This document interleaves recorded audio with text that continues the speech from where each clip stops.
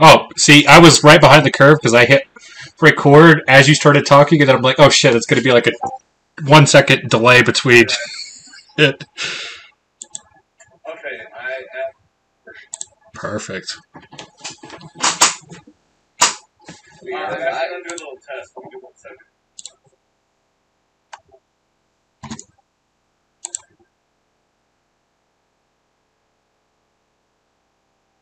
Sorry, I just did a quick little break.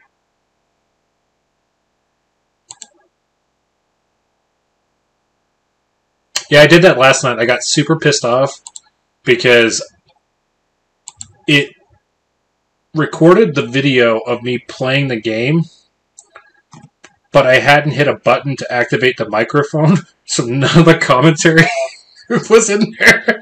So I recorded for like an hour. Then I go to like check the video out. I'm like, okay, yeah, good video quality, everything. I'm like, but it's quiet, and I'm like, oh, so I just recorded for 45 minutes plus of not actually anything usable. Clarissa and I have talked about this topic in depth, and it's an unfortunate speed bump that everyone has to go through. It doesn't matter how many times you're told, you just have to go through it. Well, it used to not be as big of a deal. Like, as I typically keep my videos down to like 30 minutes max, so like I could always just go re-record whatever I did. But some of the games you play, like that's not a feasible option unless like you restart the whole fucking game. So. What is your channel name, man? I will pull it up and drop it for you. Just a sec. I have no idea. I'll definitely show you. Well, it's probably because the last time I recorded anything. Once I get logged in, I will go to my channel and see. I feel like it was college, so probably at least 6 or 7 years ago was the last time I uploaded anything. Juices. Oh, dude, Tucker has so much French content with me and Tucker fucking doing shit on his channel, man. Good job. Let's see, 8 years ago, 8 years ago. Yeah, it looks like my most recent video was 8 years ago. But it was when I was doing like League of Legends type stuff. One of my favorite ones was I did a how not to play Halo 4, so I was doing Halo 4 blind. And since I'm not overly great at first-person shooters, it basically just had a rolling death counter of how many times I died in the campaign. Okay, so everyone, I found out what my problem is. The reason why you can't hear me in the recordings is because in my shadow play, like the talk that I use, I fucking have a virtual mic that I downloaded months ago that ended up being a bad idea and I didn't like it at all. And I never deleted it. What is it, Boogie? Anyways, I've been using the wrong mic in the recording software the whole time. Is your movie done? Boogie's Dad's D&D night. Do you want? Yes, I did. Okay. Do you want to go grab your Spider-Man chair? Bring it Oh, down? I'm sorry. I was on mute this whole. I was on mute this whole time. I'm just going to be playing with D&D stuff, though. Is that okay? Yeah, turn off the TV and break down your tablet, okay? Okay. Now I'm fucking ready to go. Start for it. Don't worry, I got all this on my recording though, so we can add that as like bloopers or something. Yes. Okay. So, the last time we left our traveling adventures come to grow this huge reputation known as the Fellowship of the Standing Bear. They had come into contact with a few of Thea's associates in the last coming days, and have since found their way somewhere in an undisclosed area in the Zildex Hills. But also, which happened to be like where most of, Thea's past career before you had known her had been spent out of this location. This used to be their old HQ, basically. You guys went over there to discuss a lot of different things and what exactly it was that Great Bones needed help with, and like exactly what her involvement with rods and to meet her comrades. That you learned as two sets of twins, a boy and a girl, known as Rock and Pete. He enters the backseat, which is very short, he's very sneaky, scratchy, kind of on the edge a lot. Alright, so we have Disney on here. You want to watch... What Disney movie do you want to watch? And then, of course, Brave Bones. Upon going there, I have to watch a show. confronted them Show what from exactly Oh, I was going to put on a movie. That way you're good to go for the why they were doing it, and why you didn't agree with it. And Oh, I can play the next episode. casting, just casting I like spectrum of feelings of like who felt what about this, ranging from fuck this to I don't know if this is great, but we should do it, and everything in between. It was a really bout of strife within the party, but the negotiations going swimmingly under PSP as well as the public simplification check really set the tone for what was to come, because it was at that point y'all made yourselves into the laboratory and found exactly where all of these abominations that you have been fighting for the last 8 months or more have been coming from, and learned of like how it all works. You see some crazy, like, futuristic-looking art magic infused sort of tech with what looked like the what escapes me, the phylactery of Radagast had been sort of placed in the center of it, seemingly powering all this nonsense. Making a sudden sharp turn. But once getting the phylactery in Brayden's hands, he then uses his staff to open a gate to the, not a gate, right? No, it was a gate. Was it a gate? It was a gate. Yeah. Opened a gate to the celestial plane from where our Sir Zafriel is from. In order to deal with the planet. Is it playing for you, Boogies? All within having a Oh, the Wi-Fi might not be great over here, Boogies. The Fellowship of Standing Bear jumped into the celestial plane and were greeted with this massive valley of light and ever-growing substance with almost like a, what I can only describe as like almost like a permanent, is it twilight? No, it's dusk. It's kind of like a dusty sort of feel, almost always, no matter like kind of where you're going in the realm, it's almost always about sunset time.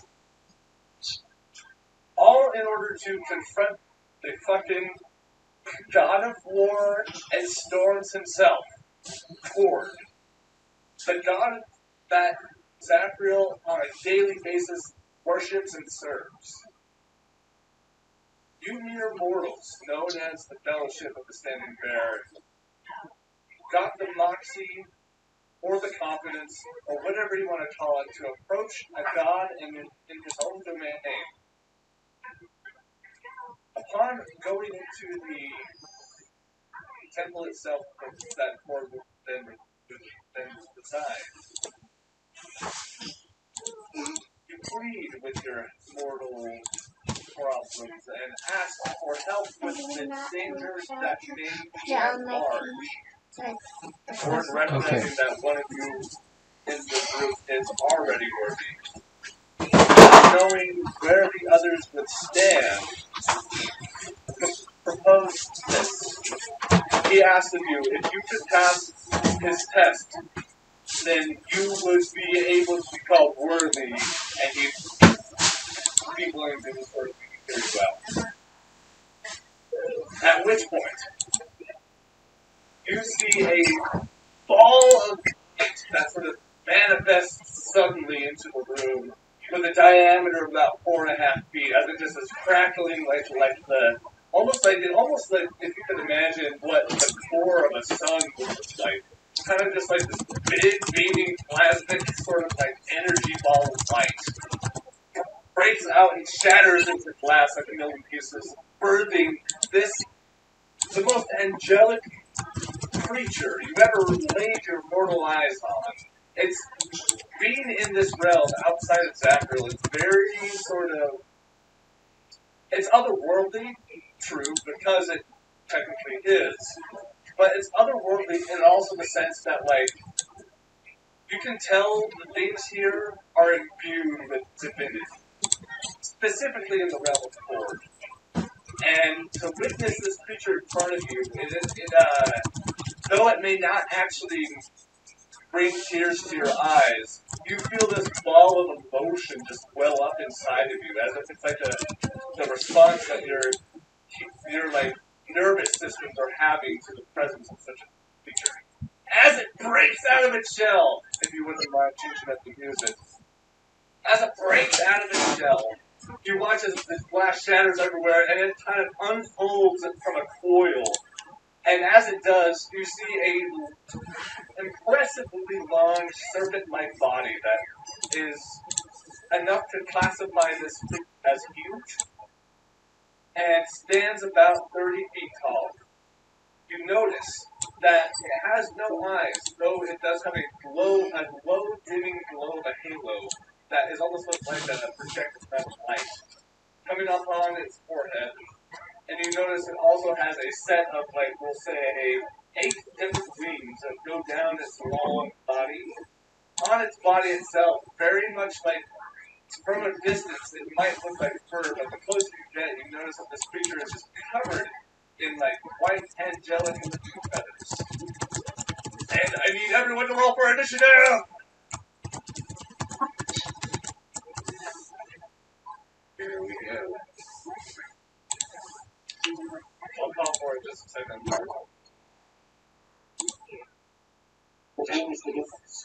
Oh.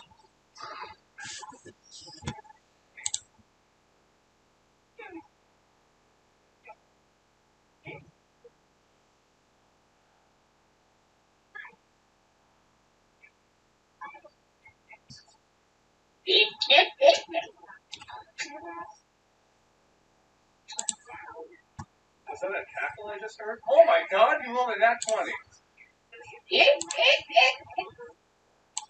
I'll give you Hell a yeah, D4 I on the next thing you do. Whether it's damage or a hit or something, you can have a D4. Thanks. But you have to use it this fight, or else I'm going to forget about it.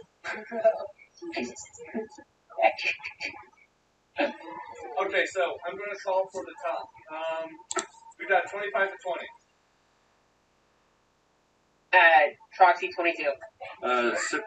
Oh, sorry. Did you say 20, 15 through 20? No.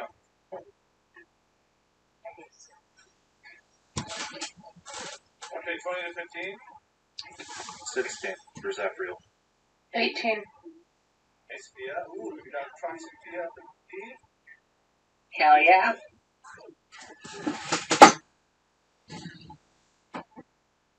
15 to 10. 10. Okay. Oh shit, what did you roll, Mhox? Mox isn't really sure how he feels about attacking a celestial being, so he ended up with a 5. Okay. I like that. Hesitation. Clarissa, what were you? I'm sorry, I'm 11. Okay.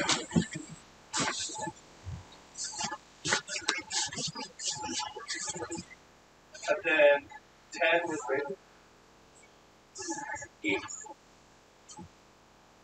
Raven shot 11. Yes. Okay. And then 5 was Fox the Rear.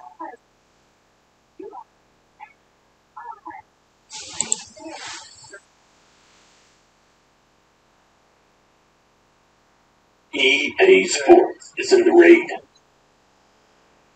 Stupid. It's in the raid. Yeah, dude.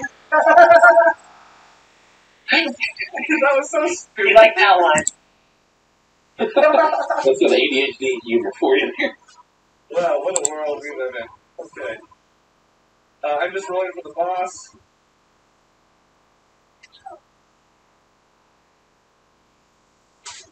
Okay.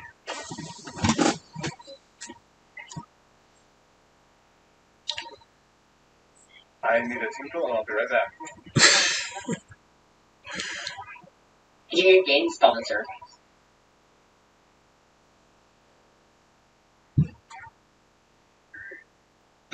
Raid Shadow Legends. Hell yeah. The sponsor that every YouTuber bends their assholes to. Join this world of mystics and war. I don't know. You know, Stupid, I love every time I see it, I'm like, you know, at this point, I feel like I want to try it. And everybody's trying it, apparently. Okay, It's so a fun game.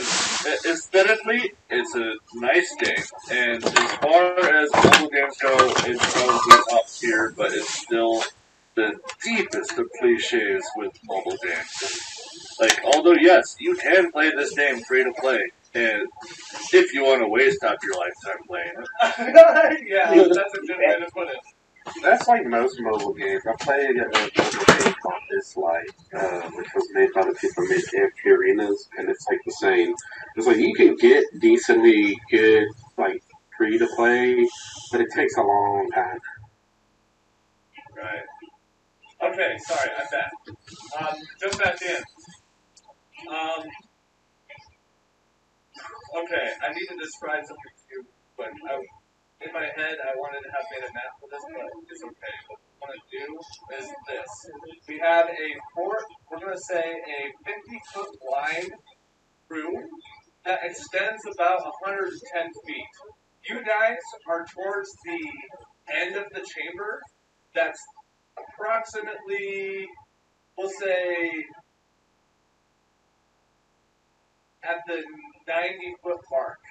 This thing spawned in the middle of the room. It's kind of hovering slightly off the ground, and it's, we'll say, directly in the center. So everybody here is within 40 feet of this creature. Okay. On top of that, you notice that there are two divine structures. Right as the glass shatters, these, like, what look to be like stone obelisks now light up with this divine energy as they sort of absorb some of that glass. You watch as they crackle up with light and a little bit of like divine like lightning. As they all coalesce, you can see that each obelisk that is directly in the center of the room on either wall. If that makes sense. That's cool. Okay. At the top of these obelisks, they're about 10 feet tall. At the top of them, they're essentially looks like condensing energy into a small point and beaming it towards the boss. Those don't sound important at all. Make you notice this. Okay, so actually, Raiden, do you think we can play something a little bit more beefy? This has been cool, but it hasn't been enough. Sure, totally. And if we have to kind of escape from the theme a little bit, we can kind of like, do that. But Yeah, Evan, will you get on that? I sent some links that are a little more upbeat to that. Yep, I planned the longest of the two you said. That's what's playing right now. Okay, this one is much longer, so.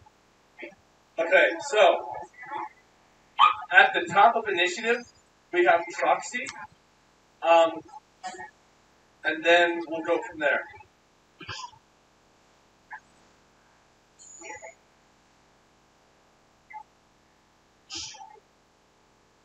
Okay. So, let's see here. So, I'm like 40 feet away from the dragon right now? Yes. And as you look behind you, Ward still sits in his throne as the large being that I described before. And he's about 20 feet back from you. So, like, you're basically at the steps of his throne, looking towards the middle of this large chamber, with about 40 feet away. Troxy is going to lift her left hand in the air. She's holding her mallet. And she's going to start speaking in Draconic as her hand begins to glow a bright bluish white. And then she just slams her hand on the ground as she's going to cast Moonbeam at tier level 5 on it. Okay. Also, I know you mistakenly said tier, but I almost like the sound of that better. Tier 5. I do too. I do too, actually. Anyway, so I know that that's a concentration spell if I'm not correct, right? It is. It is up for 1 minute, Okay, what's the DC? and it does. Wait, we're fighting a holy dragon, right? It's presumed to be one, yes.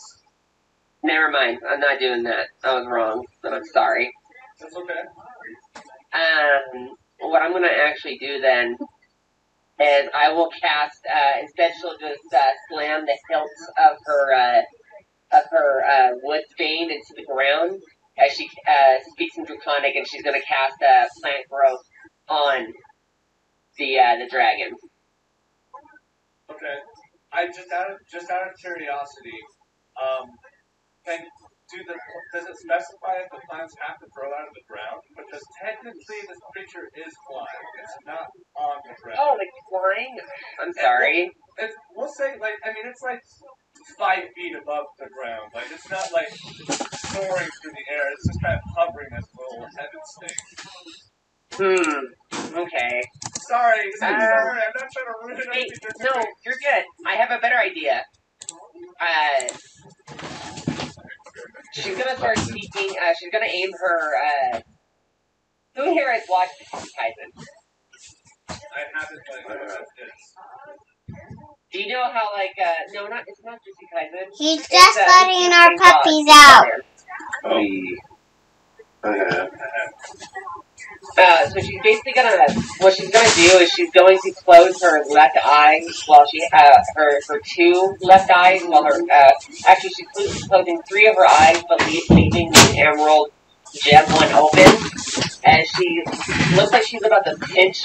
Looking between the fingers, she pinches at the dragon as she mutters a few words under her breath, and she's gonna cast Hex on the dragon. Nice. Okay. Nice.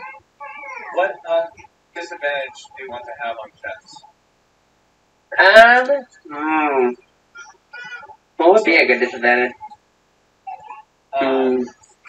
Attack?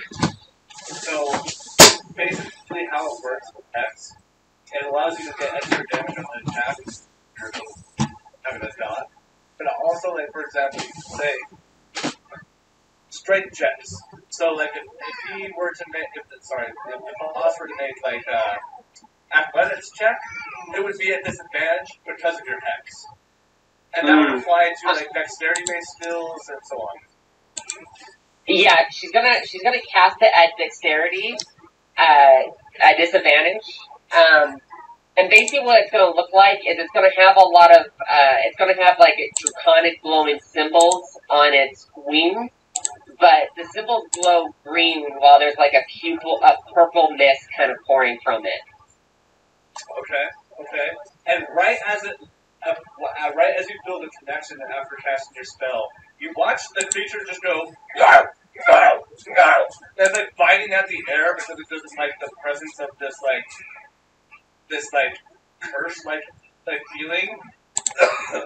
You can see that it's still flying, but because of its like dexterity based elements being at disadvantage, you can see that the snake now, instead of just kind of floating there, is now, if you will, waiting in the air. Perfect. And then Troxy's gonna enter turn there. Okay, so it is the later turn, but right after that we have Thea. Right as you get done casting Hex, the boss itself, and just for creative liberties, we're going to say this place doesn't have a ceiling. It just goes up forever. Ooh, okay. I like that. It just kind of repeats it forever, like the end of what's it call it? About space. Interstellar? It's Interstellar? Interstellar, yes. Great movie. The boss kind of flights up in the air like 10 feet and kind of does a spiraling motion and comes back down where it was initially. But in that, you can feel this like energy start to coalesce like a maelstrom in the middle of the room. And right as the serpent flies back down, you can see now for a moment there are projected light glyphs that are kind of a golden color that come out from his body that quickly dissipate. And you can see that the obelisks from on either side, in about a 20-foot radius from the wall, get slammed with a ton amount of like what you might call it, like holy energy, if you will, like a holy flame. And then the turn ends. Fia, you're up. I have a quick meta question. I have one third level spell slot marked off. Are we supposed to be like rested? I can't remember. Yeah, I think so. Yeah, go ahead. Okay. Oh, we are? Okay, cool. Yeah, that goes for everyone else. I assumed everyone was well rested. So in order for this fight to be balanced, that needs to be the case. So if you're not well rested, please do so. Thank you.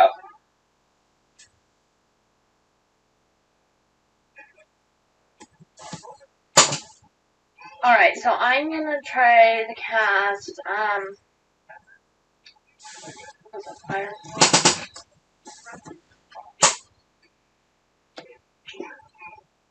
I was just looking at it, yeah, okay, fireball at, third level, and that makes it so there will be 4 instead of 3, so I'm gonna target 2 on the dragon and 2, or 1 on each of the obelisks. Oh, are you talking about fire? Are you talking about Scorching Ray? Yeah, okay, yeah, sorry, Scorching Ray. Yeah, so you want to on the guy and 1 on each obelisk? Yeah. Okay, so go ahead and roll for 2 attacks on the boss.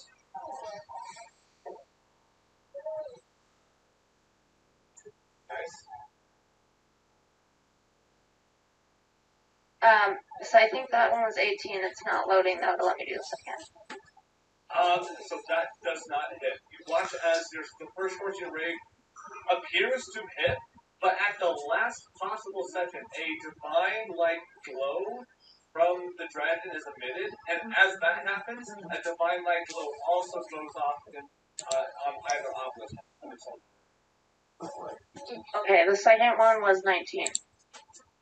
And as this one slams it right in the face, again, it's shielded by this last-minute divine layer of like light. And as the flame meets contact, you watch as the obelisks light up momentarily. Okay, so now I'm gonna go for, let's say, the right obelisk first. Okay. 14. That hits, roll for damage.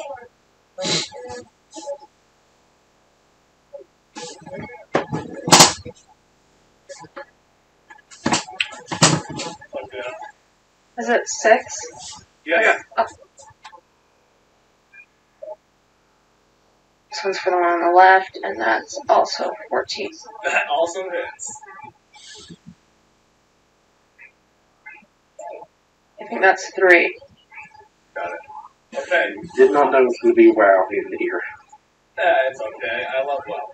So, as you shoot off those 2, you kind of like front and anchor, and you kind of intensify the floating around your body as you're floating kind of momentarily in the air, and slam 2 other Scorching Rays that kind of crisscross and go to either side of the room, making a definite scuff on the obelisk, but it's going to take a lot more than that to do anything else. Did you want to move, or do you want to stay up by where you are? I'll move back a little bit from, because we're at 40 feet now, right? Yes. And I can move about 10 feet back, right? Because we're at 90 foot mark? Well, or no? You could, but then you'd be walking up towards from where Cord is sitting. Oh, So well, probably. yeah, I'll probably just, like, stay. If there's somewhere where I can try to, like, hide-ish safely behind, I'll go there. Whether it's because of Cord's test or his indistinct taste in furniture, there is nothing in this courtroom, this hall, if you will. It's just like marble board and pillars with, what you call it, I figured that would be the case. I'll just like move off to this side then. Like if we're in the middle, I'll move. Actually, I'll just stay. So, Zap, you're up with the boss on deck. You see Zafriel hasn't even flinched, even at the summoning of this creature. He's just taking in the environment. Kind of Roll a history check for me. Sure, I'll do that. With a +5, that is 11. So, you've never seen this creature, but this creature is commonly associated with Kord. It's rumored that Kord will send this creature to the mortal plane, and that's like disrupts the ocean currents and makes certain disastrous things happen, if you will, known as Clarissa.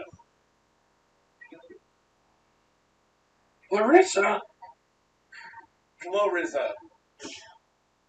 Like kind of like gorilla, but Clarissa. Just playing on words. Zafriel, after taking in his surroundings, he puts a blindfold over his eyes, activating his blind sight, and he pops out a rage, almost as if it's a switch being turned on, and lightning surges up his body as his muscles begin to flex. And he brings out his Holy Avenger. Yes, use the lotion. Flicker off the You edge feel like you have and spark on the floor. And instead of attacking, Zafriel immediately goes into a prayer. Okay. This is a test of Kord, but I am here to represent the Fellowship of the Standing Bear. Everyone, stand ready and fight! And I'm going to cast Enhance Ability at 3rd level. Oh, okay. Hell yeah. To who and what? I'm going to cast it on Troxy, Mhox, and Fia. Holy shit. And you all have advantage on dexterity checks. Sweet. It's like You're cutting. spells or like horses. Say it one more time. Is it look like when Naruto gives the 9-tailed chakra to the shinobi forces, or what do we look like? So, as he slashes the Holy Avenger to the side, he pulls his polearm up directly in front of his head and turns the blade facing the creature. As his gaze glances, of course you guys can't see it because it's blindfold, his gaze glances towards the three of you and imbues you with the courage to continue forward. And you feel like this immense amount of, pressure. Like, you feel that you are 20 pounds heavier, but yet feel more agile. And the three of you are imbued with Cat's grace. Fuck yeah. Hell yeah. Then I will run up to the beast, right in its face, and go into a rage. Okay, you got it. So with Zap done, that's boss's turn with Endless on deck. So, right as you run up, it meets you head level. It's still floating off the ground, but meets you in anticipation, and as it does, it coils itself up like a snake would, and right as you come running, it goes, and it just reaches out with its eyeless figure and crunches down on you with its maw. That's going to be a 31 to hit. That hits. Okay, hold please.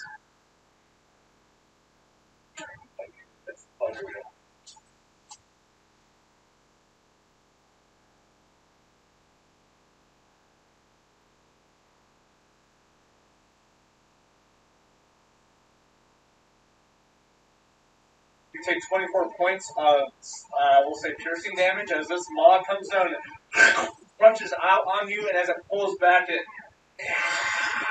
hisses at the crowd, and it's going to use some of its movement to fly up towards the rest of the group that hadn't broken free.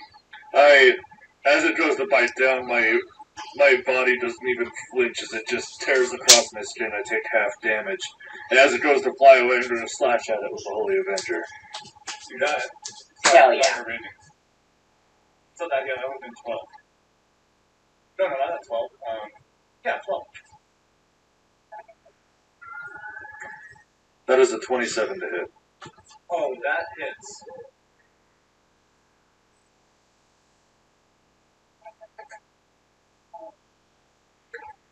And it doesn't add the additional. Wait, it does. No, it doesn't. It doesn't add the additional bonus from rage, so that's 15 points of slashing damage. Okay. Okay. As it slithers its way up, it like very much like way rears towards the floor and then pulls up at the last second, going up about 5 feet in the air, and it lashes out with another bite attack onto Fia. Oh no. Yeah, Fia and Troxy. That's going to be yeah, that's definitely going to hit. That's like 30. Oh, and a fucking nat 1 on Troxy. So for Tortilla, we're going to say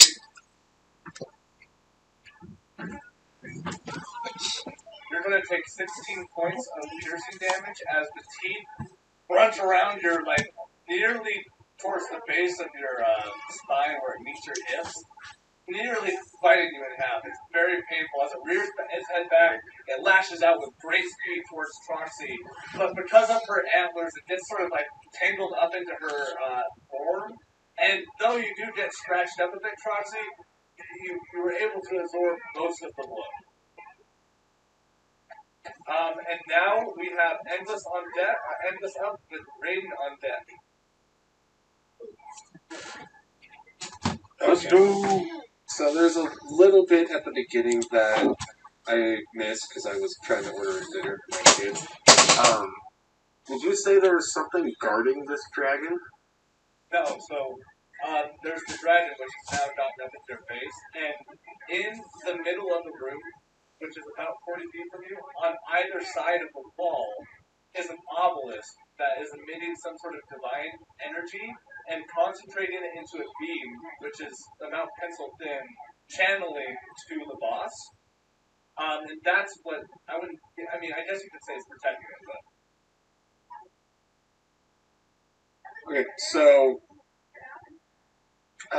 Endless brandishing his longsword, kind of turns his head back to Jeffrey and says, "Hold on." As you see the ring on his finger start to glow green as that light goes through his body and he hastes. Yes, I was waiting for it. Hell yeah. We are going to zoom straight over to the obelisk and do an attack. Okay, right as you zoom, I'll say this. The boss would have taken the chance of the opportunity of attack, but because of such speed, it just barely misses you.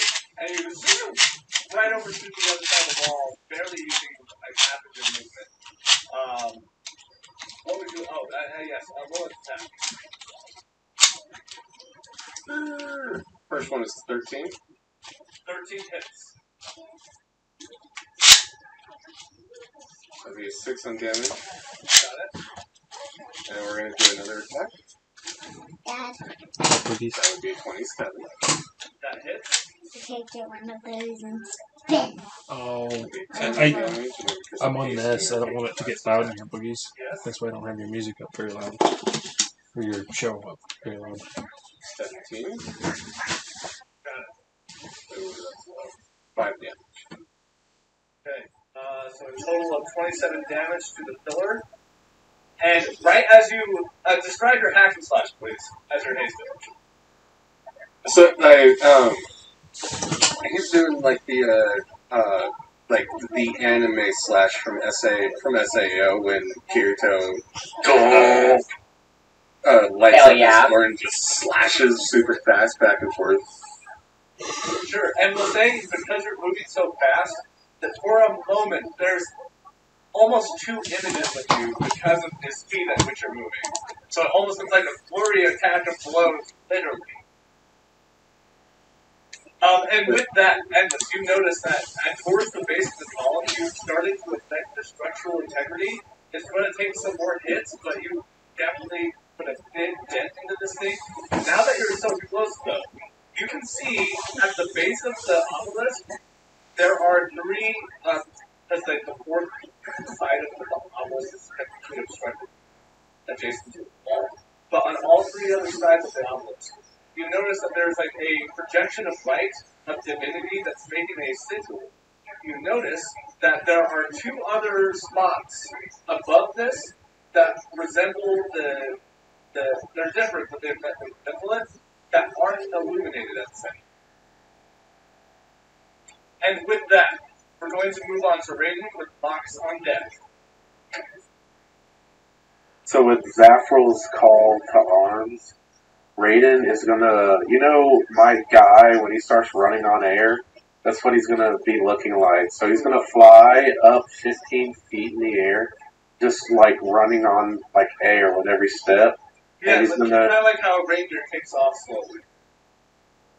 pretty much, and he's going to cast a 4th level magic missile at each of the pillars. Ooh, okay, so how many do you want to hit what? How many pillars are there? 4? There's only 2 pillars, one on either side directly in the... Well, no, it's in the middle of the room, but on the wall. Or what's on top of the pillar that's doing some magical thingies? Okay, so so recap real quick. So we have a 50-foot wide room that's 110 feet long, but only 90 feet. I want to get on top of Daddy Bro. In the middle of the room, on the walls, there is an obelisk that stands about 10 feet tall, and they're generating divine energy, coalescing into a beam from the tip of it to the box. Okay, so yeah, he's gonna hit the obelisks. 3 missiles each. Go for damage.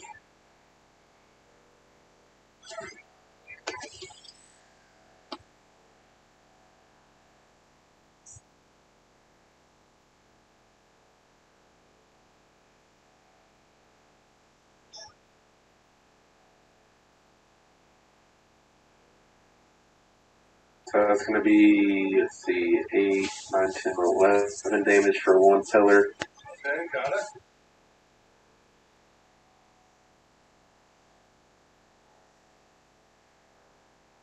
That's gonna be 13 for the other. 13? So, the 13s that you said was the pillar that, the obelisk that Endlessman ran up to with his haste of force. And you can see now at this point, a chunk of the obelisk has fallen down and crumbled and smashed into smaller pieces of work.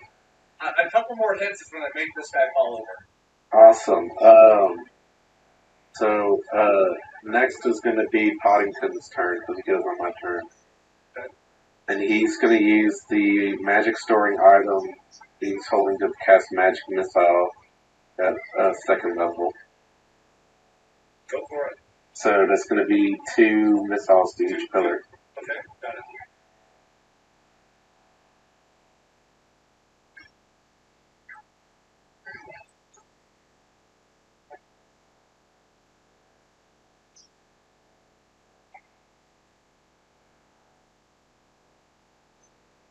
That's 8 to 1 pillar.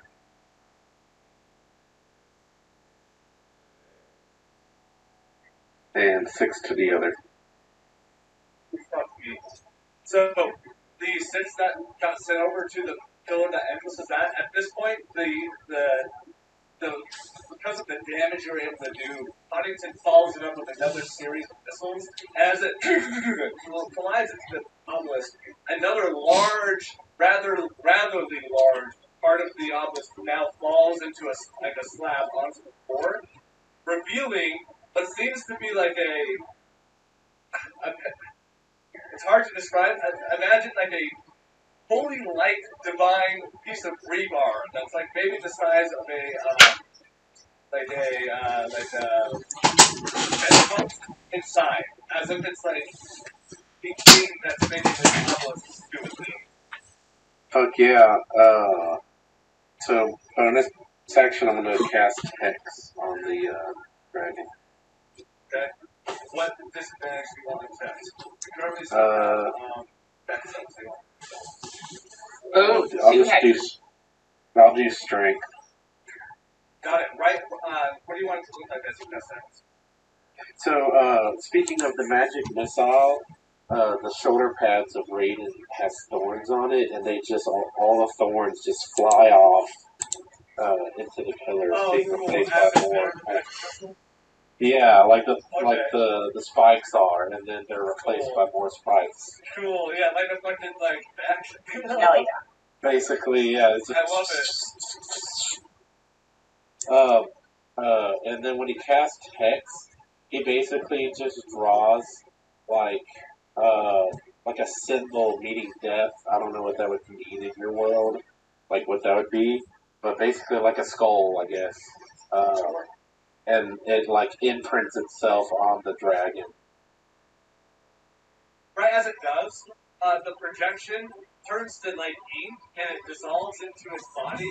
And right as it happens, you see the before the dragon reacting negatively to it.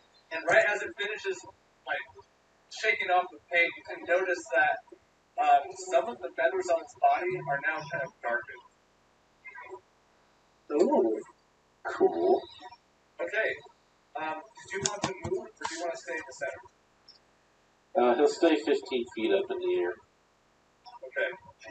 So, wait, oh yeah, you cast fly, right?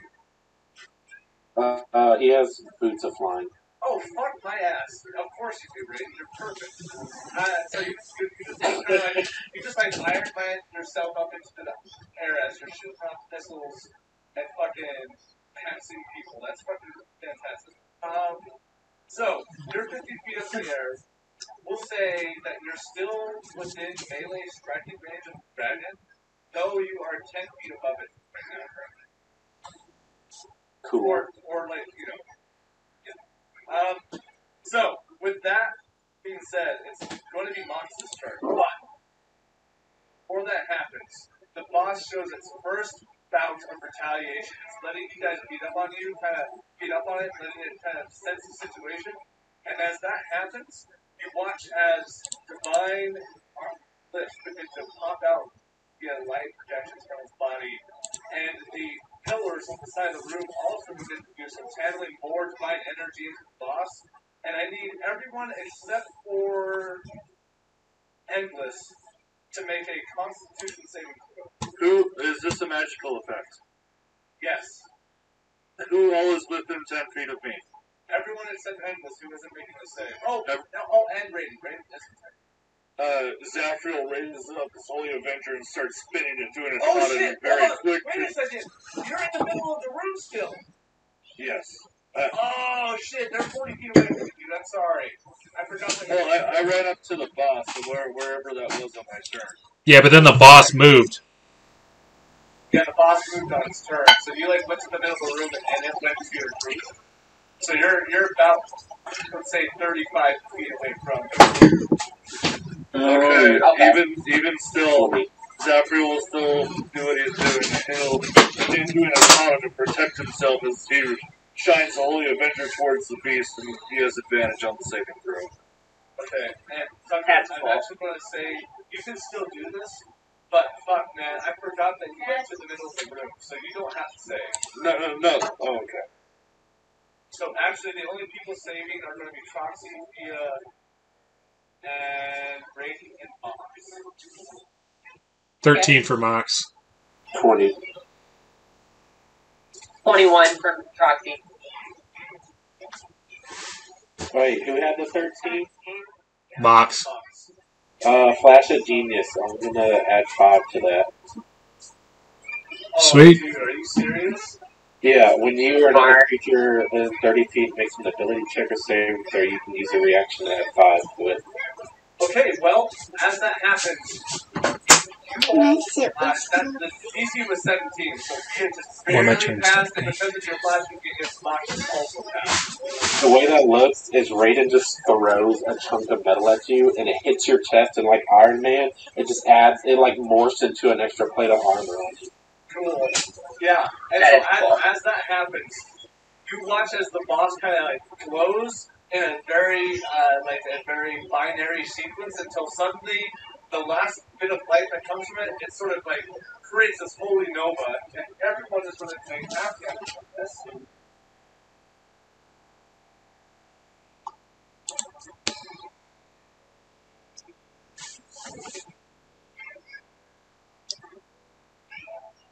Everyone that saves is going to take 6 points of holy damage, radiant damage rather.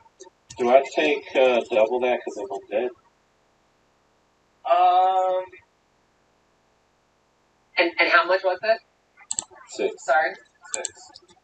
Well, okay, dude. Here's the thing. Let's work this out right now. I don't make it so healing potions don't hurt you. Should I make radiant spells do double damage because of your own life? Does that make sense? Do you want that to be the case? I'm down for it. Why not? I mean, gotta be a little bit of negative here. Okay, so yeah, we'll give you a you'll take 12 instead of 6. And that will be the end of its legendary action. Now, Mox, it is your turn. All right. We said the pillars are middle of the room, so is that 40 feet from us as well, or 50 feet? So, yeah, since they're on the wall, they'll probably be closer to 50 feet if you're running at a diagonal. So with 35 feet, would I be able to make that with a dash? Yeah, if you dash, you'd for sure be able to make it to front of the door. Gotcha. And I'm not familiar with using dash because I haven't done it before. Does I lose my action using a dash? Yes. Okay. So I would like to disengage and dash to the pillar that Endless is not at.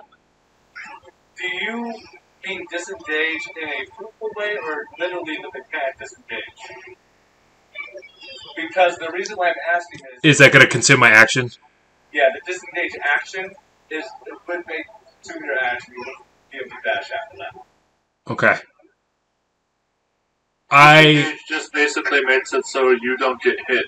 Yeah, which is what I want to do. So I will disengage and move 35 feet towards the pillar that Endless is not at, and then use my bonus action to activate Crimson Rite of the Storm, which will... so you'll see like my trident is now imbued with lightning damage. So anything that I strike with my trident will take 1d8 of lightning damage in addition to any base damage. How do you activate the curse? What does it look like? I need to roll a d8, and I suffer necrotic damage because of that. Sorry, I mean that more in a RP sense. Like, what does that look like? It's well, to start this fight, if you remember, I had started swirling blood magic around me, and it had flowed to the tips of the trident. Yes. So that was me in preparation for activating this. And the blood kind of glows, and then you see lightning ripple through the trident. Nice. And I think that is all I can do as of right now. Okay, end of Mazda's turn. We go up to the top of the list, Proxy, and then we have the opposites of the dance. Perfect. Is those pillars that they're trying to destroy, those are made of stone, right? So they're not sure. They seem to be a hard material for sure. Well, either way, Troxy's gonna do what Troxy does. So I'm gonna use my summer core abilities, and what's gonna happen is as a bonus action, I can use hidden paths to teleport. But because we're in a celestial plane and there's not really like plants growing out of the ground, what she does is she uses her index finger to slash the air as a rift opens and glowing green vines grab her, pull her in, and she's gonna pop out of another rift next to one of those pillars that they were attacking, and she is gonna slam her wood cane as hard as she can with two-handed sweep. And right when she hits the pillar, she says, transmute and draconic, and she's going to use transmute rock to turn the pillar into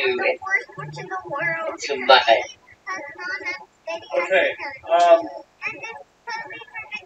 I will say this. I'll still let you make an attack, but as you get closer, but it was more just because of this. Sorry, I didn't realize you had a plan based off of my answer.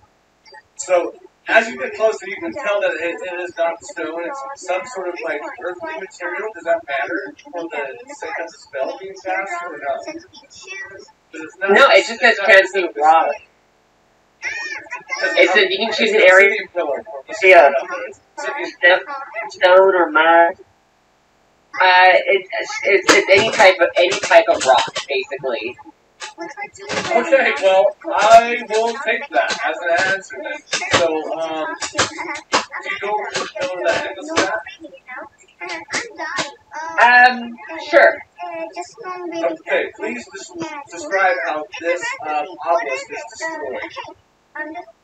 Perfect. As she slams, like she basically goes on one foot and like swings herself in a circle as she's enchanting in draconic.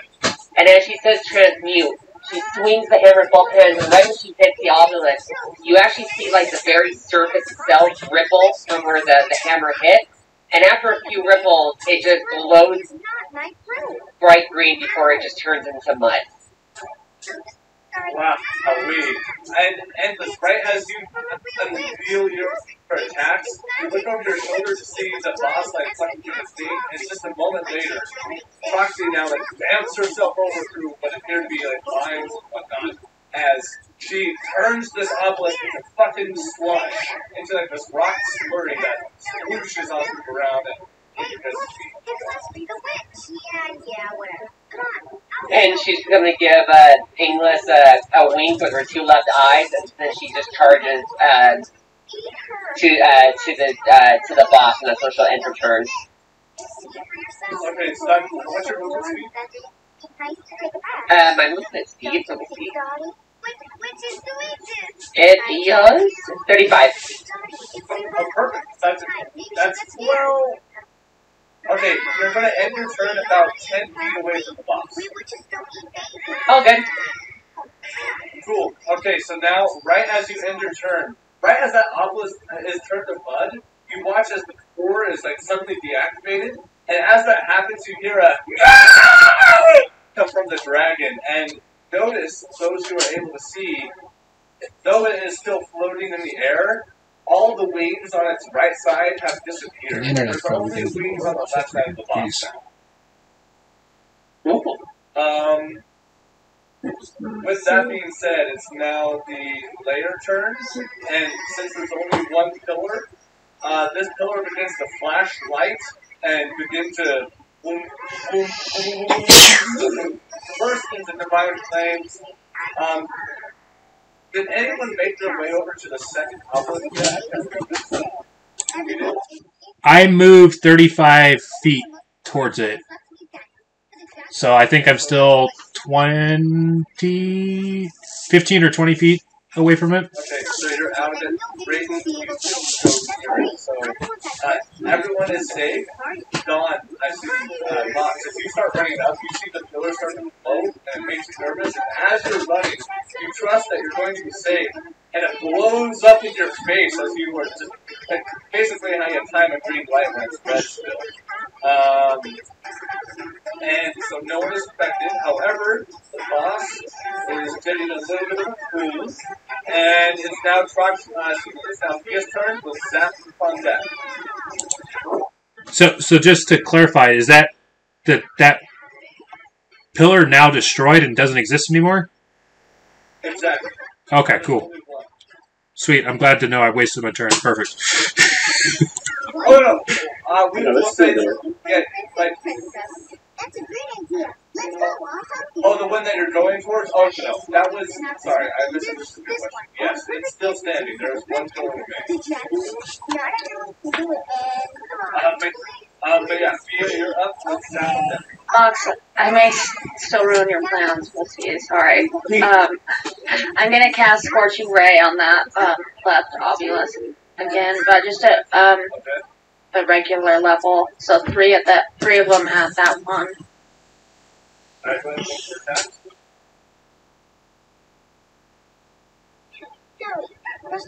I think that's 30. I think that's 30, she said? Yeah, Good that is. Should I just roll all of the attacks first? Okay. Yeah. Yeah, that's what I usually do on this kind of things. Also 30. Why can't this happen when I'm trying to hit the dragon? Right?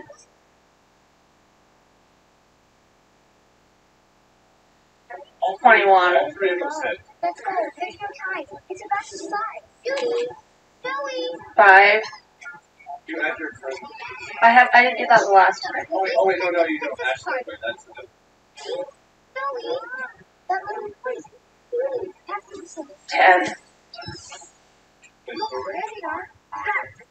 Sure, it's one of Sky's 3. Now let's go. 18. Oh, what was that? Got it. As it slams into the side of the pillar, you notice that it is. There are large parts of rock that have been bursted off of the pillar, exposing the divine core in the middle. It's pretty much in the state that you found it, that Troxy found it before she turned it to mud.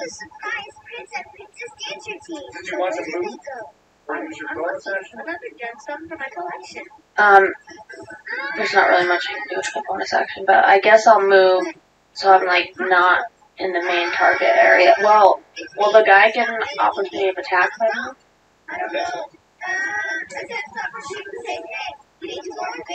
I'll stay then. Okay. With that being said, it's Zap on deck. It's Zap's turn, but give me 1 second. Hey, baby. I was waiting for you. Stop, Connie and Crystal. But which one? The big ass flying lizard. Hell yeah. I'm so excited. So happy. So go ahead. Yeah? Oh no, you're okay. Oh shit, my phone is stuck.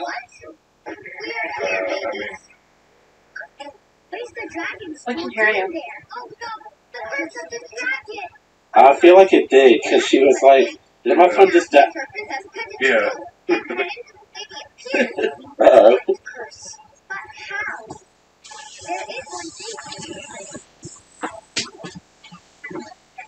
And it will make them disappear. The dance of the dragon. The dance of the dragon? But that's the dance. Sorry, I thought it was me. You're good. Wow. And yet another gemstone. I'm about to do something fucking heroic, everybody. Uh-oh. What you about to do? Aggroing the boss. Cool.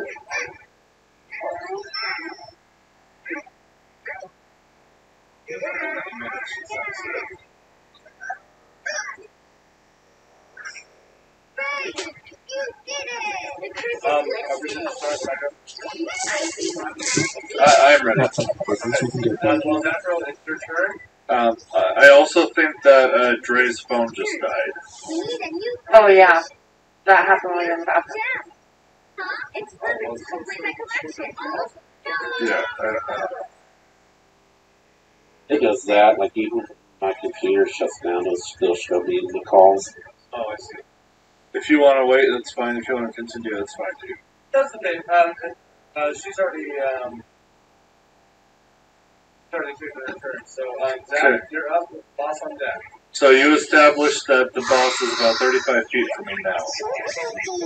Yeah. The boss went back towards the throne where you had started. How high is he flying? Only 5 feet. Okay, so approximately how far am I from it? 35 feet. I told you, Boogies, you decided to be in here with me. The Zafriel, internet's not he great begins in to here, chant especially in while I'm Celestial. doing stuff. A tune that would normally sound very harmonious sounds angry. He begins to chant that he is Yeah, you don't have a whole lot of time left, though. So. That's why I put on the movie upstairs.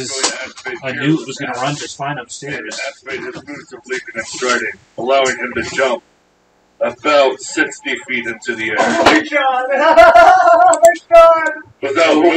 Without moving from where he stands, Zafriel's legs boom out in thunder. Yeah, the tile would need to be practiced.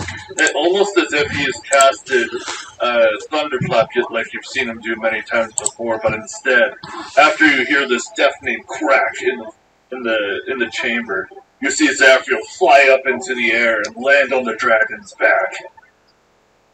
Hey, are you going for an attack?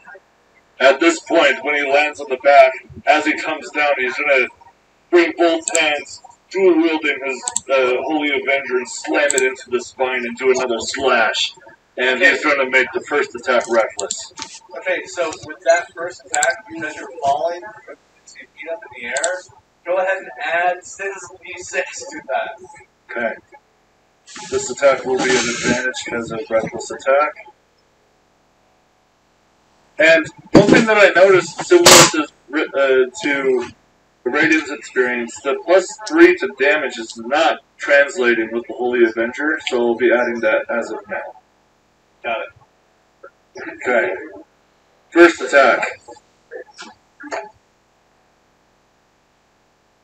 At advantage.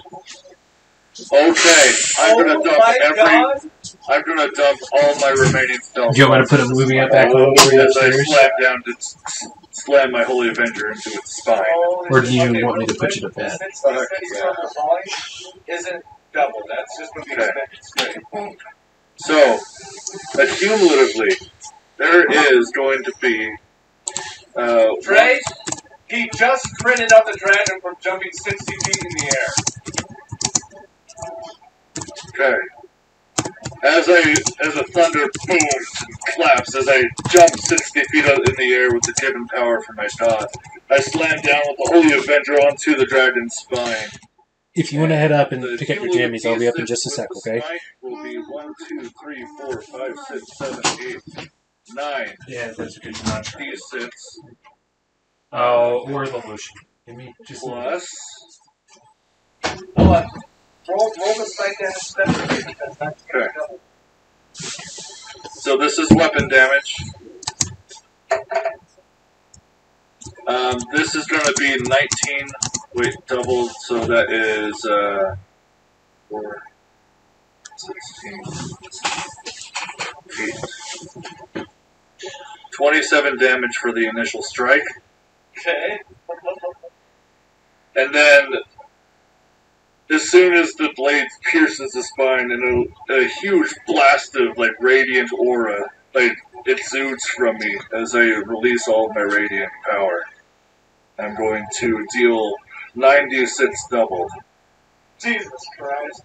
That's not the 66, right? This is the The falling damage. No. I'm rolling that last. Yeah, so you're only doubling. Yeah, there you go. All the dice. Okay, so that is 72. 27 plus 72 is Oh, I told you I was going to be up. Give me just a second. 99 points of damage. Plus the 66. Plus 66. Or you can change in here. Fine, just whatever. That is 119 points of damage. Oh my god. Okay, Zafriel, before I tell you what happens next, please, before you do, you're going to... Either change in here or go upstairs. Pick one. We can't leave the door open. Zafriel, using his blind sight to assess his surroundings after knowing he is now alone. Seeing that his friends are being attacked, his rage grows and grows that he is not doing anything to help his compatriots. As soon as it flies over, his eye immediately catches its gaze, and it jumps up as a thunderclap erupts from the ground, leaving a giant shatter into the ground. He jumps up, leaving a deafening crack into the ears of those around.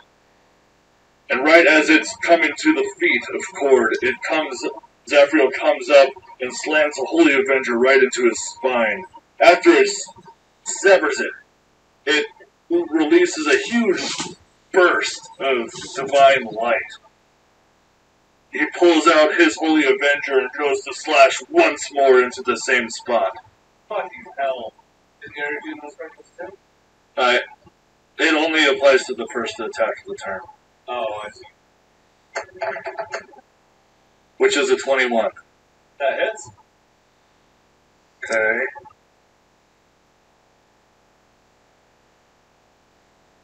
I think that makes Zafriel the second highest damage in the game. 20 damage. So, collective damage this turn is 139 points.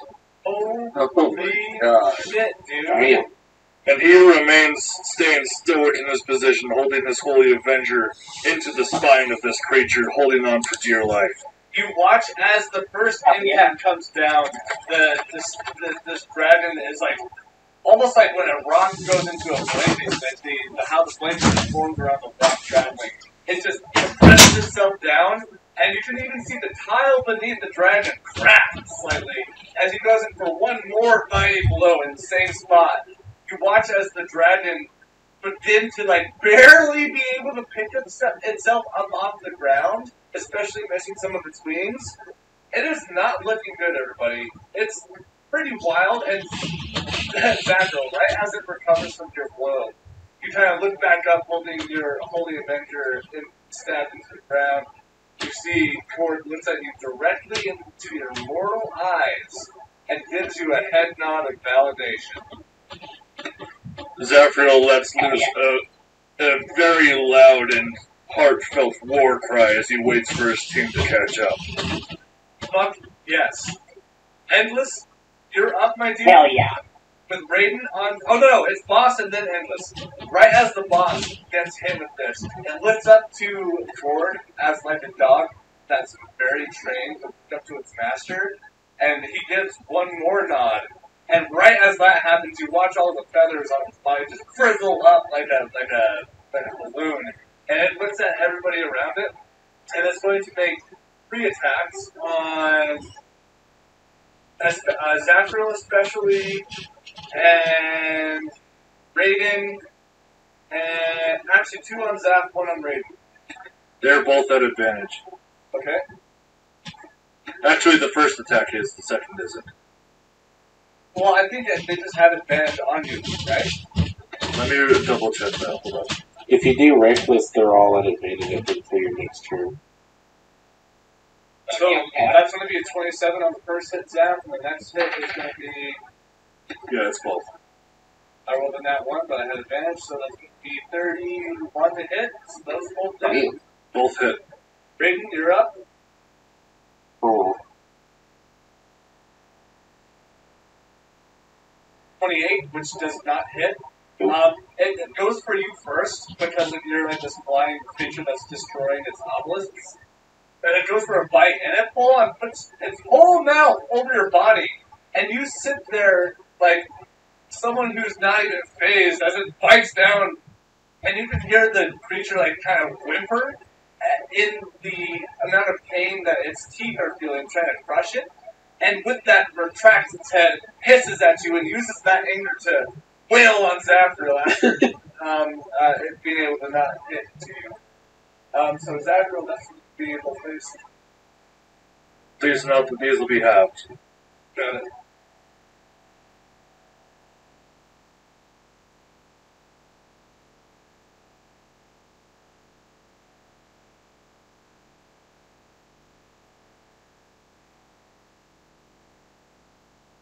So you take total, you'll take 44 points of damage, half to 22. Can I just say that was the most clutch reckless attack because I only crit because of the second roll. Wow. Oh yeah. That's a badass. So that's 22 to Zaf, and then the boss will end its turn. Boss will end its turn by flying an additional 10 feet into the air, matching the height of Zafriel. I mean, of Raiden. Do I need to make a athletics check to hold my grip? Yes. Why not? Please make an advantage to duration.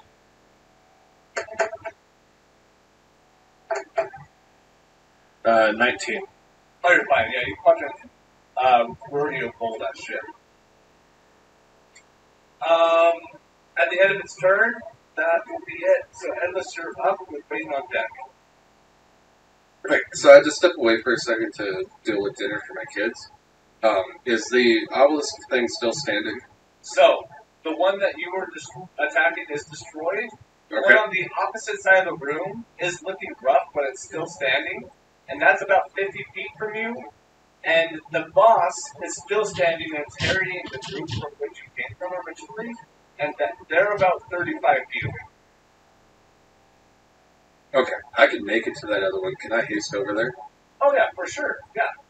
And like when Angus moves, like you see him crouch down, and Jeffrey like tightens his legs around his torso, knowing that another speedy run is coming up. He makes the sonic charge up sound as he just over there. Yes. Hell yeah. Yeah, and that sound is coalescing into the ring that's buzzing off of your hand. And I technically put Hunter's Mark on this thing? Yeah, with your bonus action? Yeah. Well, no, you wouldn't be able to put a bonus action. No, you wouldn't be able to put a Okay. Yeah, I wasn't quite sure if it would work that way or not, but okay. Then we're gonna make a long sword attack.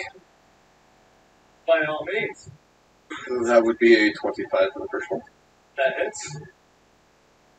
And that's a 12 damage. Okay. Second one is 18. That hits. That would be 14 damage. Oh, overkill. How do you want to destroy this pillar? So as Angus is doing his quick slashing again, he makes one last flurry, almost like a flurry attack as he spins around and brings his longsword down across to just toppling it over. Fuck yeah. And right as it does, there's a large part of the upper half that, because of the compromised structural integrity, starts to fall towards you, but with one of your slashes, you're able to sort of redirect it and it falls directly right next to your shoulder. Masterful. And right as that happens, there's a large sort of like whine that comes from the dragon as the last pair of wings that it had on its body now dissipates. And it falls down into the room, coiled up in a ball, like not being able to necessarily see the head nor the tail. And you can tell that like in this moment something begins to happen to this creature as it appears to be agitated, and every sort of wiggle it does, a bound of feathers falls off of its body. I'm going to use my bonus action to put Hunter's Mark on the dragon. You got it. As you extend your hand out, you've made a connection with this beast. That thing has 2 hexes and a Hunter's Mark. Yeah, all the dots. Okay then, so with that being said, we have Raid up on deck, Raid up, boss on deck. Oh, but Raiden, before you take your turn, the boss is right as it's like wiggling and rattling in space, it like bursts out as if it's like going through some other phase of a change. And at this point, as that happens, every single feather that was on this creature now poofs off and flies softly to the ground like a girl's slumber party in the 1990s. And as that happens, you now look at what appears to be a magnificently beautiful dragon with golden tipped scales that goes to a black gradient towards the tip. And it is like this. It's amazing. It looks incredible. It went Super Saiyan. It really did. It went into its final form, y'all. Raiden will comment. He'll say, "What a beautiful creature." And right as that happens, its tail whips around and slams Raiden, and slams Zachriel, and slams... That's it. Just you two. It'll be an advantage with me. Okay. Zachriel, that's going to be over 30 to hit. Raiden, that's going to be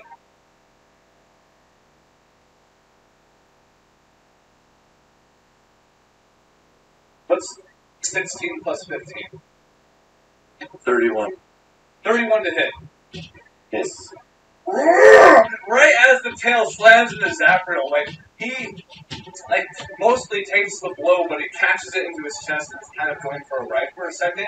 And as he sort of gets his bearings, he's thrown to the side as the tail whips out again, and this creature looks in the eyes. Die! And it whips you across the face, barely leaving a scuff, and it just hisses at you. And that's going to be it for its legendary reaction. Now, Raiden, take your turn. Awesome. So Raiden's going to go 15 more feet up in the air, so now he's 30 feet. And then he's going to drop He'll take an down. attack of opportunity on you. Sure. As you leave this range. Oh my god, 30 minutes. Misses. Right as he lashes out again, you just gracefully sway to the side to dodge. Elegance. Oh yes, the most elegance in this hulking armor.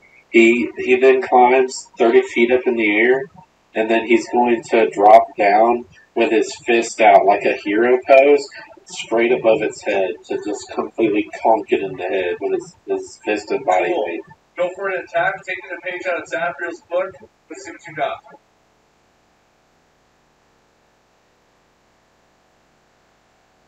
And I'm going to do it Booming Blade, by the way. Okay. Is Moving Blade concentration? No, it's a cantrip. Okay. Well, I mean, is it concentration though? No, it's just it's action. Oh, okay, okay.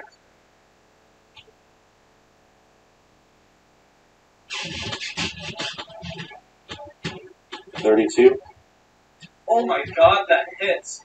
Please Oh, damn. roll 3d6 in addition to your damage to represent the amount that you fall.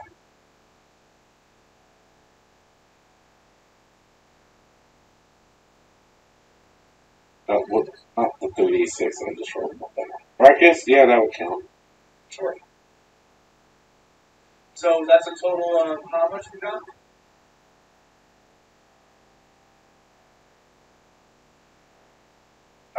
It was, I lost the last rolls, of course. 30 even, actually. There we go.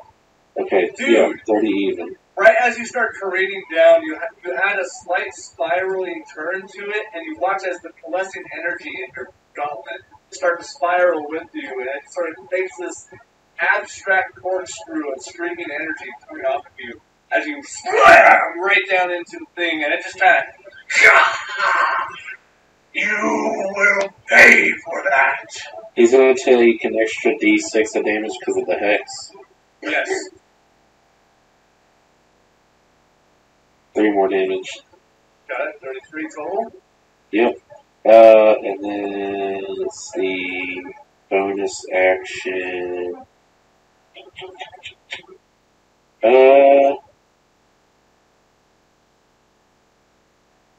No, I guess that's it because it did Booming Blade. So he has disadvantage on attacks against anybody except me. And if he moves, something will happen, basically. Got it. Poddington's gonna do magic missiles again. Got it?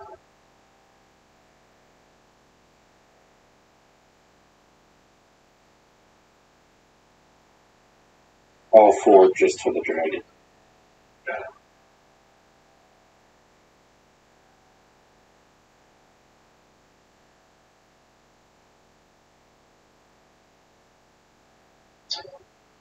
It's been an epic boss fight. Do you like it? Yes. 14 damage. 14 total? Okay, Yep. so for Raiden's turn, he's managed to get 47 points of damage. Nice. Alright. That's my turn. Okay, cool. With Raiden done, Mhox, what are you doing, man?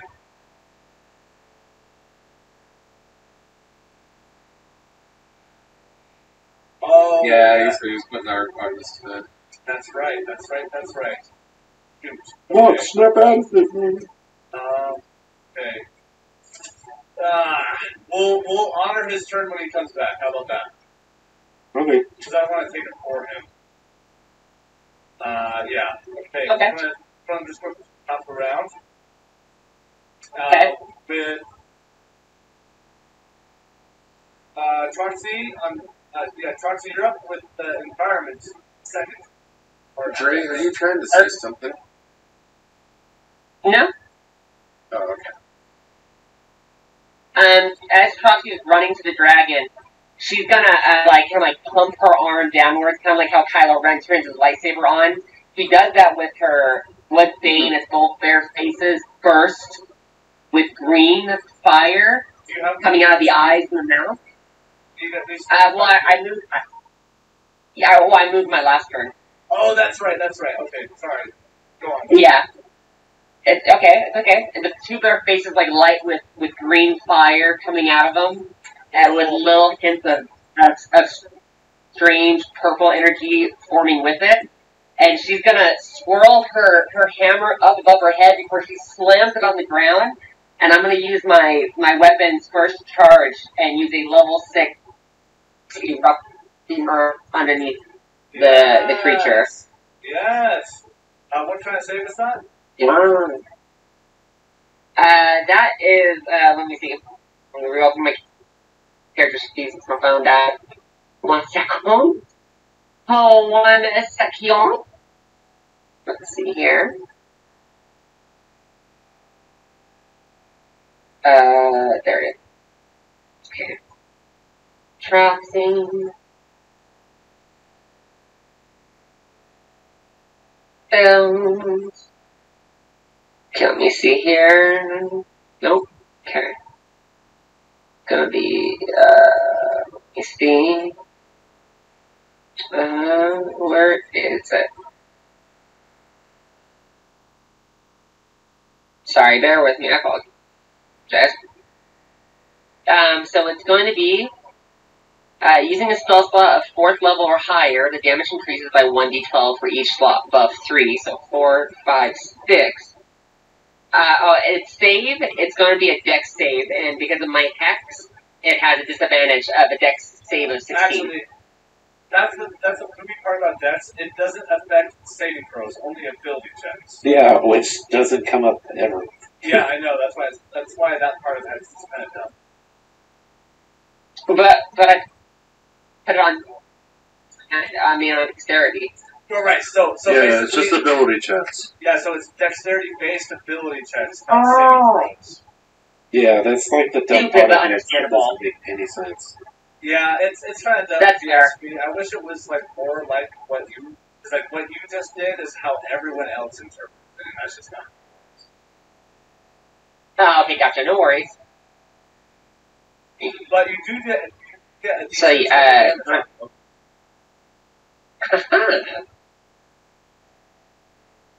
did he save? Or should I? Oh, sorry. What was your save? I got through. You can get a roll first. It's dexterity 16. Okay.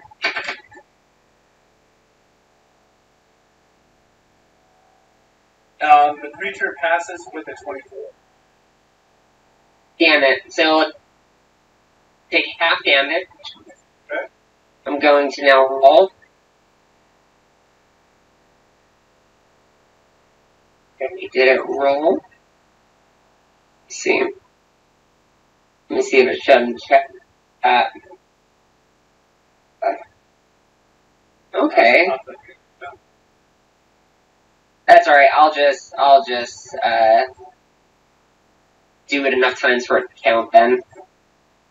Okay, 1 second. 4 D12, okay, so, no. Okay, so 1, 2, 3, 4, 5, 6.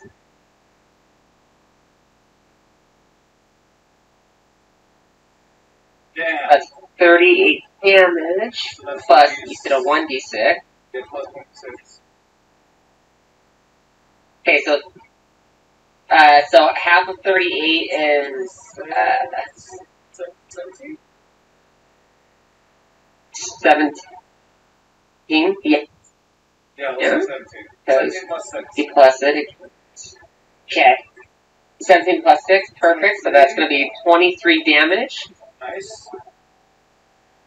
And then, let me see here, bear with me real quick. Action. Okay.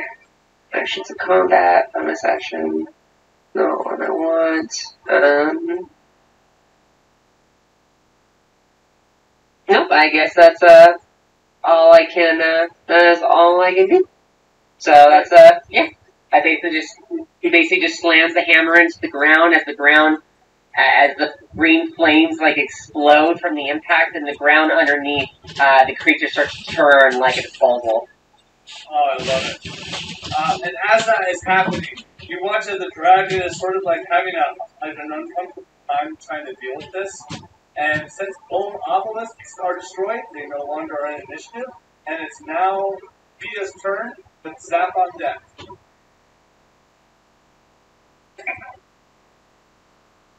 Is there people around the dragon? They're, Raiden, I'm on top of it, yeah. Raiden's on top of it, Zap is on it, Proxy is on it. Go for it, though. I mean, I can take it. Mhox could probably be on it, but the only person who hasn't made it back over to the dragon is Oh. Do it, I can take it. Well, I don't know if everybody else can though. Scorching Ray, I think is the only spell I have that it can actually target. So I'll just try that again.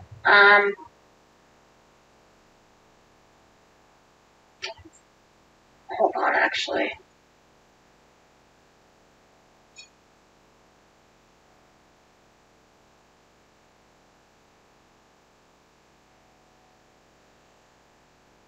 Okay, yeah, I'll try. I'll just do it at. Let's do it at 4th level. Does that make 6 or no 5? Right? I don't.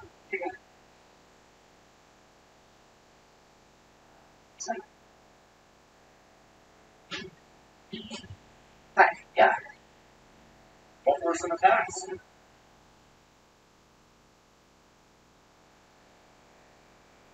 Funny. That hits. Yeah, the dragon. I just did 30 before and I didn't hit. Aren't you attacking the...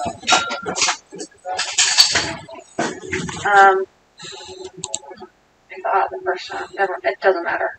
Anyway. Oh, no, the boss is in a new form. His AC has changed. Oh, okay. Okay.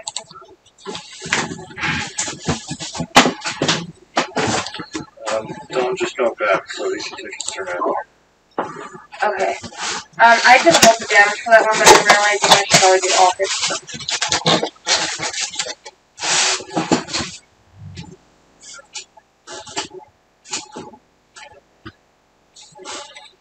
23. That hits. 14. That misses.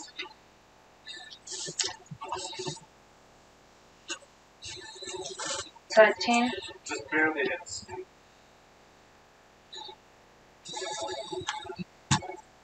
And 25. That hits. So 1, 2, 4. And then I did damage for one of them already. It was 2.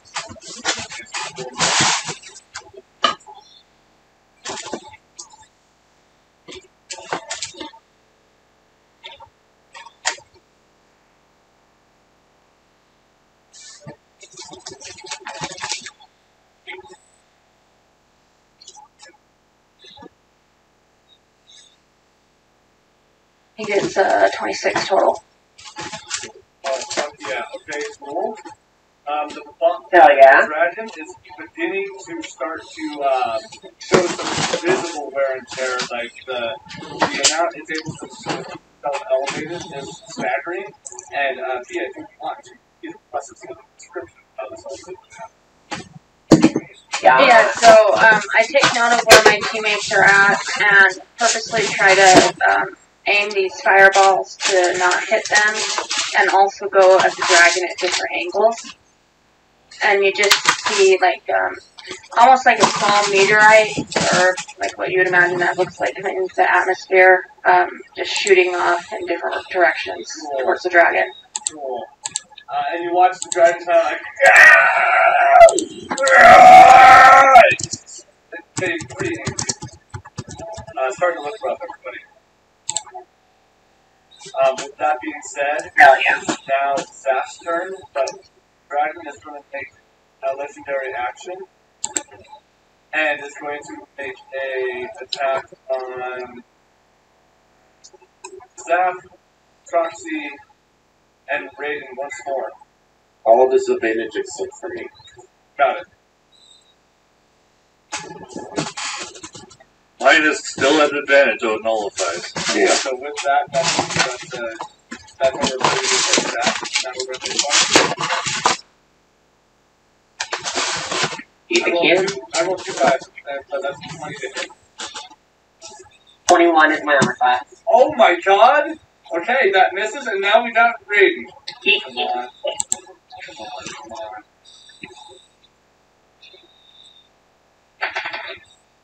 Go with that the answer.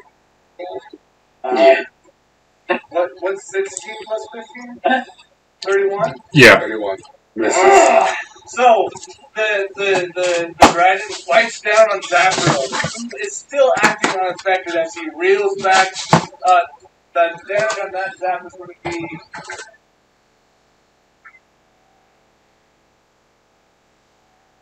22 half to 11. And you're unfazed as it like flips its head back. You can see that this dragon is not only being defeated, but aware of its coming defeat and is showing proudness in its behavior, if that makes any sense, as it whips out and lashes on towards Troxy. As she is able to sort of veer off the bite with the hammer, it then uses that redirected flow to go up towards Raiden, who this time, it doesn't even hit him. He is able to just move out of the way completely. And this dragon is becoming foiled and it's having a hard time. Zaf, you're up. Do you want to let Mox go? He just got back. Oh yes, Mox. We just skipped you and we're coming to let you in. So you're exactly where you were, and pretty much nothing has changed other than Troxy is now within proximity of the boss. The dragon is also in a new form. Is the tower down? Both obelisks are down. Yes. Yeah. Okay, so quite a bit changed from when I was last here. Okay. Okay. Can we do a recap? Yeah. Can we? Yeah. Okay. So before you left, Zafriel had dealt about 130 damage to the dragon, and he went into a new phase. Does everyone kind of want to describe their turn? I think it'd be easier that way. Because I think everybody went before you came. Before you left. Yeah, so go ahead. Yeah. Troxy, start first. Troxy, she like punked her arm with her wood cane, kind of like a Kylo lightsaber, as the two bare faces on her wood thing start to burn with green fire and little bits of purple exit of strange energy. And she slams him on the ground, and the flame explodes, and she does a level 6 erupting earth underneath it, which causes the earth underneath it to move kind of like what do I call it? What do you call it? A explosive.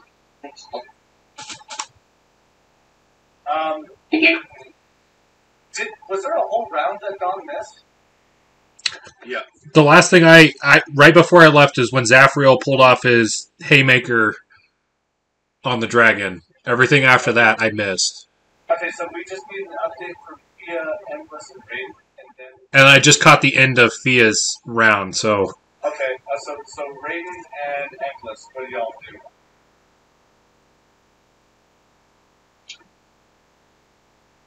Sorry, I can go. I had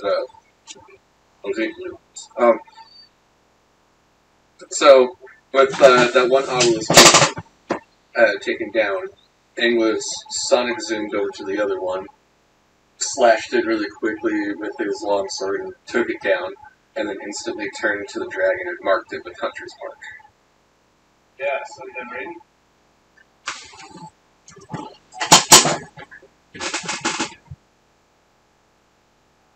Alright, there. So he just kind of flew up into the dragon's face and sent forward like a huge elemental punch right to his snout, and just took a bite like to the face pretty much and avoided it. Oh yeah. So at this point, dragon is looking rough. It's in rough territory, and you're approximately, say, 30 feet from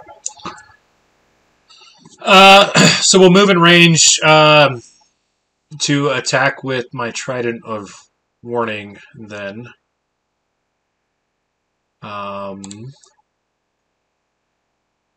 With a 23 to hit. That hits. So it'll take 2 piercing damage plus a 8 lightning damage. Perfect, so it's only plus 13. And then as a bonus action, or is it a bonus action? I'm going to use my Brand of Castigation on it. For a second there, I thought you were going to say castration. I almost did. I was like, that doesn't make sense though. So, what this does is I will always know the direction of the branded creature, so it's now branded. So basically just a blood sigil like forms where the trident's going to strike. Anytime it damages anybody within 5 feet of me, it's going to take 6 psychic damage, and it acts as a 7-level spell. So I can dispel it, but if they're trying to dispel it, it's treated as a level 7 spell. Damn! That's cool, dude! Wait, what are you doing? You're the psychic damage, how? If it attacks anybody within 5 feet of me, it will take 6 psychic damage. And it's also tethered, so it cannot escape at this point. So if it tries to cast like Portal or anything like that, it's going to take 4d6 psychic damage. Damn. Are you announcing this to the group? I'm going to go with no, but you'll see a bright red like sigil of the Order of the Ghost Slayer kind of like in the impact spot on it start to glow. Whoa. Okay, right as this happens, you can see the dragon looks down at the mark just before it vanishes, the branding that you gave it, and looks to you with a look of recognition, and it very distasteful look, be it. Okay, so is that the end of your turn? Yeah, that's literally all I could do at this point. So at the end of your turn, Zach, did you go to make your turn yet? No, I waited until you finished the legendary reaction. Zach, it's your turn now. Off like that. With his blind sight, feeling the evil aura kind of radiate towards the dragon, he immediately knows where he needs to be. He pulls the Holy Avenger from the spinal cord of the beast and flips off to land near where he knows Mhox is at. It lands on the ground and goes for a reckless attack at the foot and another attack at the same place, making sure that I'm 10 feet within Mhox's vicinity. Okay. I rolled my crit damage as one hand, so I'm going to keep that as lore, but for now on, I'm going to be two-handed as well. Okay. Nice. First attack, hopefully that's advantage. It's a straight 20 to hit. That hits. Okay. Next attack. That's a 29 to hit. That hits. Roll for crit. Roll for crit? Were you attacking at advantage? Oh, no. That was just a straight 20. Sorry, the roll was 20. Oh, Dirty 20. roll 3 attacks? No. I rolled advantage for the first one and rolled the second attack after. Oh, I see. Okay. So a 20 and a 29. Go ahead and roll for damage. Okay, so I'm going to have to do a manual roll for this. And I also forgot to add my barbarian traits to this, so there's actually an additional d6 to this. So he's going to take 4d10 plus 2d6. Got it.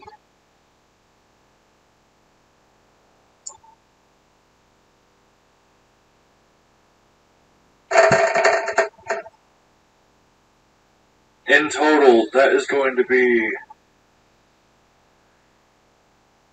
36 points of slashing damage. Shit. As he jumps down to Mox's aid, Mox, you see Zafriel flip off the dragon, pulling the Holy Avenger out of his spine as he does so, and lands right in front of you in a hero pose, and jumps towards the foot of this beast, starts slashing at it.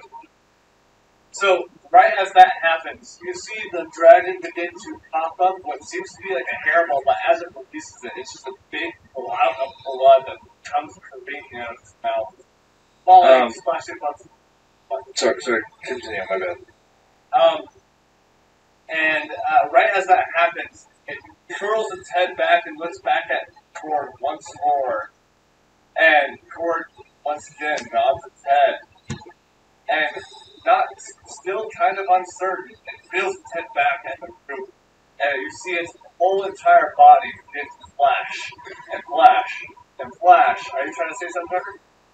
Zafriel straightens his posture and says up to the air as loud as he can, "Do not kill this beast! Defeat it, but do not kill it!" Right as that happens, an atomic flash pierces the entire room, nearly blinding everybody. And the air it feels extremely hot. And then suddenly, it all coalesces towards the dragon once more, your vision returning, and a blast of radiant energy goes out in a 30-foot diameter, which I think is able to get everyone, except, I think that's everyone, actually. Zafriel spins up his Holy Avenger and goes to push Mox to the ground as he tries to defend. Mox, you have advantage on this roll.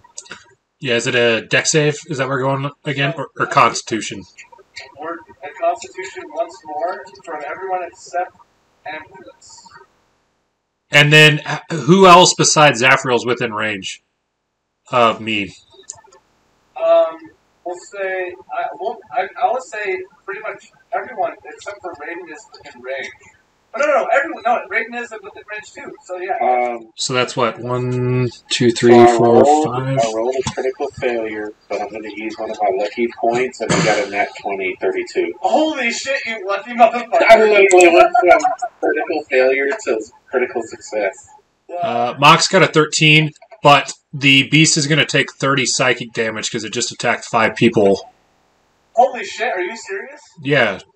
Anytime it attacks anybody within 5 feet of me, it's going to take 6 psychic damage. So since it attacked 5 people...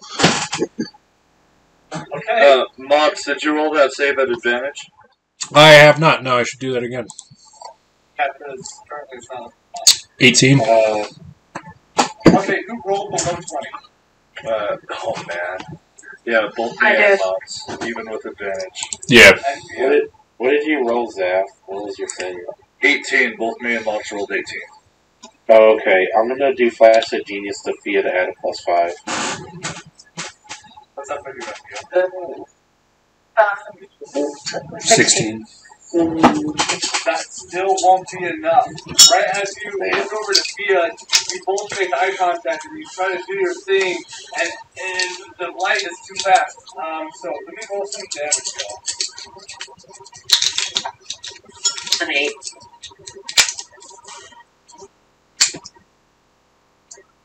Shit. Okay. Damn. For everyone who failed, which is Fia, Zap, and Mox, you're going to take 72 points of radiant damage. I'm gonna use my reaction to pop Stone's Endurance, Okay. which That's a con save, right? it's gonna reduce the damage by 1d12 plus 4. Oh, Yeah. that's right. Okay. Love that Goliath stuff. I'm down. Which didn't help me much, so. Chauncey, are you 6. down? You rolled an 8 too, I think. You said 72? I'm Or not 78? Okay. Okay, so for everyone who didn't fail, you are only going to take 31 points of radiant damage. So that's 31 to Raiden, and to Troxy. Oh wait, what was the full damage? Because I'm vulnerable to radiant. The full damage was 72. 72. So you take double that. 72. No. But he cleared the. I Yeah. saved, but even though it's basically like I did. So yeah, Raiden 72. If I didn't, I would have died outright. I think. 66. see Raiden just get just disintegrated like in the animes where you just see a shadow and then it just dissipates. We're like, what? Yeah, and actually, as this all comes to fruition, Sophia is down. Fox and Zafir, what are you at? I'm at a little above half health, 98. I'm at 15. Okay, Jason, you got. I'm at 58, I think. Right as the flash comes to a standstill, you notice that everyone who was within proximity of the dragon has their shadows burnt onto the marble floors below them. And funny enough, Mox, I want you to describe how the psychic damage spells this beast from this time. Fuck yeah. I went into this, I got back from putting Artemis to bed and I went, man, I'm not going to do shit in this fight.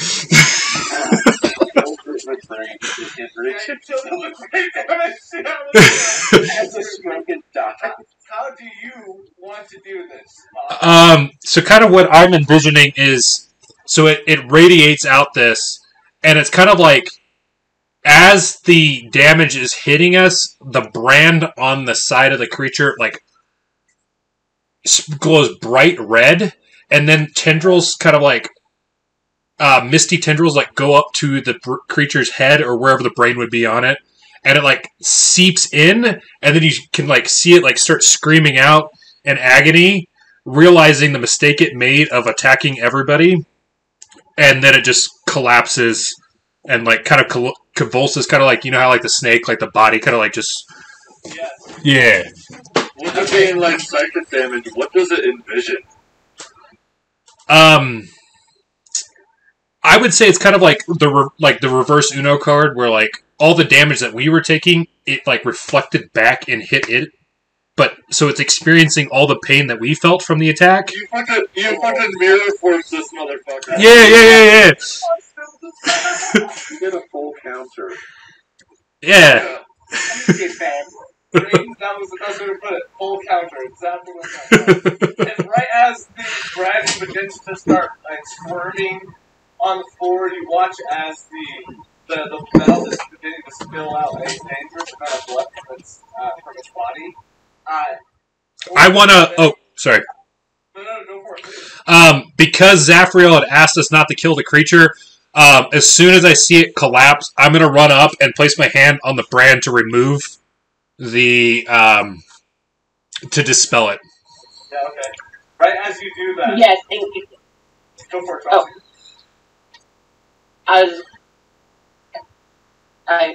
Did I ask you okay? Sorry, you roboted. Foxy,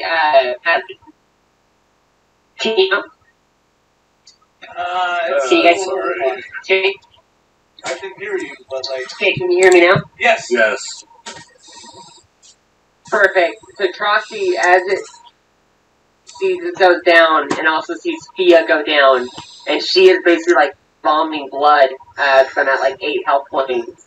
Troxy's gonna let out almost a cry of empathy, as she creates do you know how in the Avatar state they can make that spirit form kind of surround them like Susanna?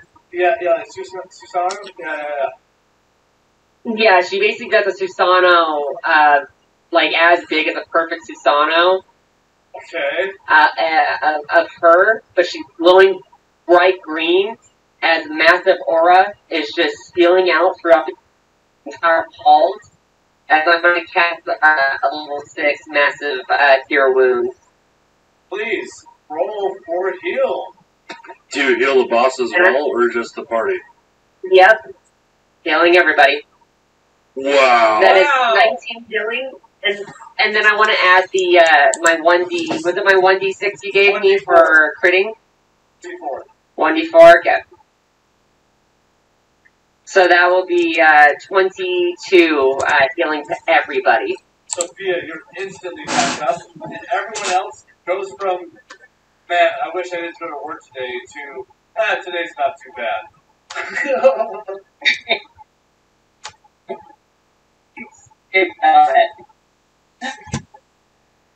Hold on, Riley.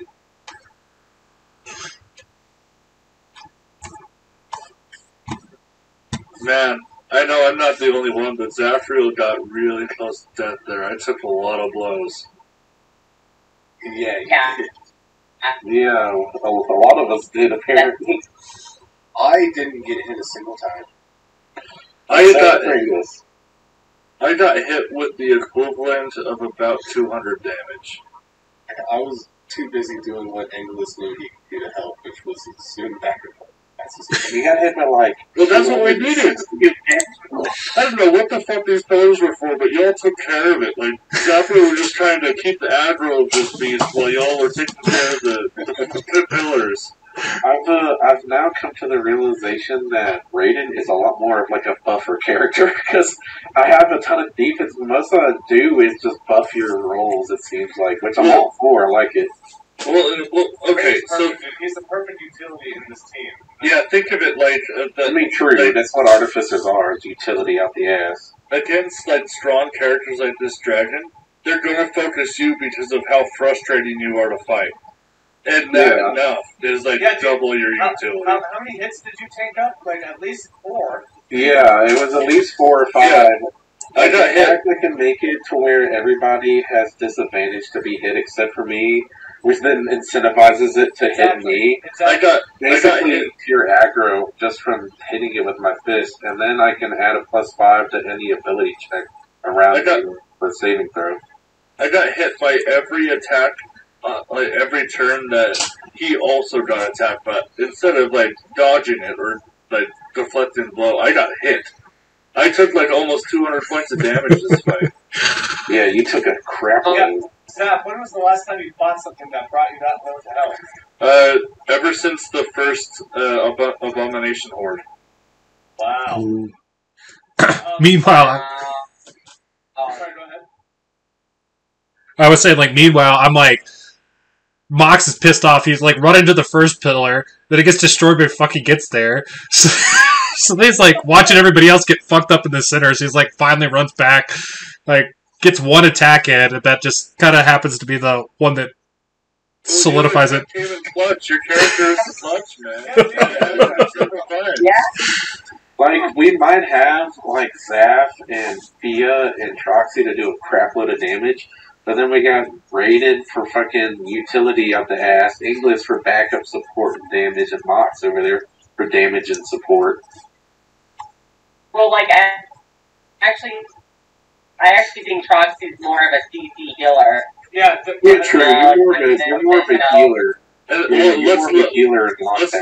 Let's not sneeze at the fact that Fia was dealing reliable damage the entire time. Yeah. The whole time. Yeah, Zafriel just like if it's a good enough moment, Zafriel does like the most damage, but Fia's reliable just DPS constantly forever. Right. Well, everybody, let's take a quick 15-minute break, and then we'll come back to resolve this whole thing. Sure. Okay. And you will be.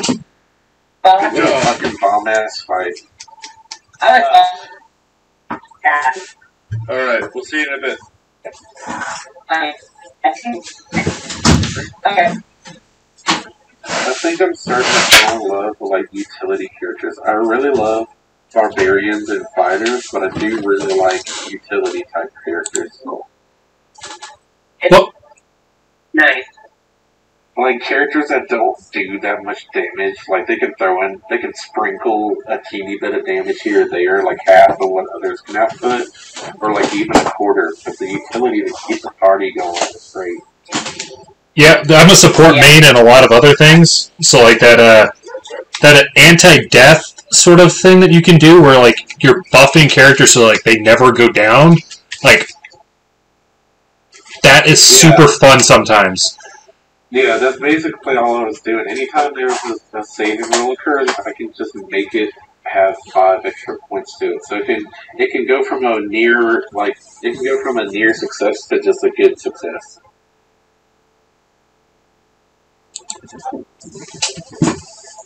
I was so happy to use my transmute rock. I've been wanting to use that for like ever. I just didn't know the right time. That was clutch. It basically just took the pillar out easily, just one go.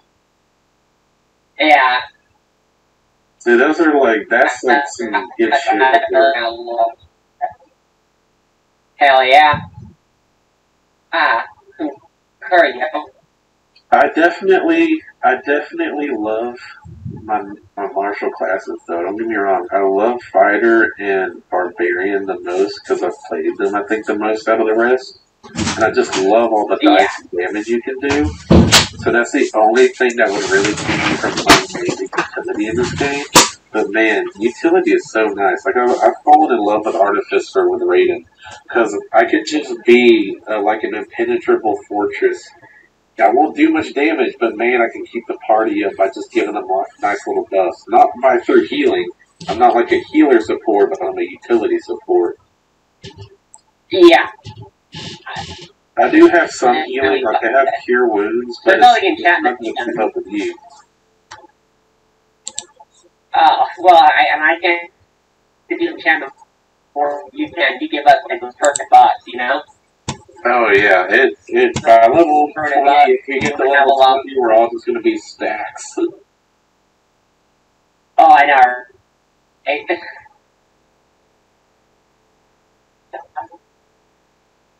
I think my next enchantment is just going to be a ring of radiant resistance.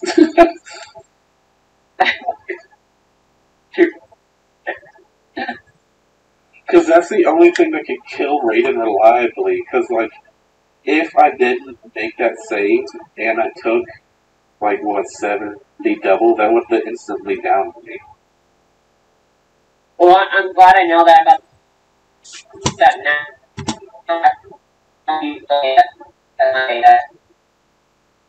You're really robotic. I don't know what you're saying. Can you hear me now? Better? Yeah. I said I'm gonna keep that in mind because my level 6 Moonbeam is really fucking powerful, and I don't want to use it if you're like anywhere near the vicinity. Yeah, I mean, I'll just make a ring of like radiant resistance. Yeah. So at that point, this whole conversation about him being vulnerable doesn't matter.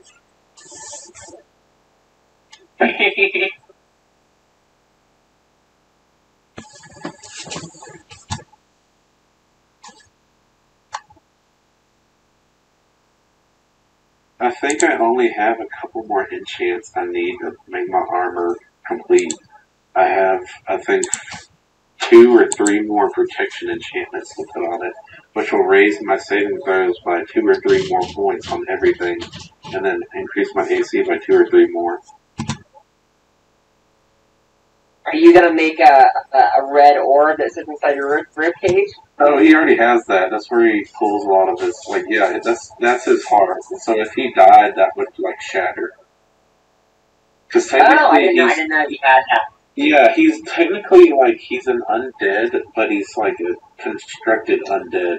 So his soul and his energy, all that just lives in his ribcage in this red orb. It's more like a purplish red, and it kind of swirls inside this orb. But yeah, his, basically where, like Ainz will go, basically.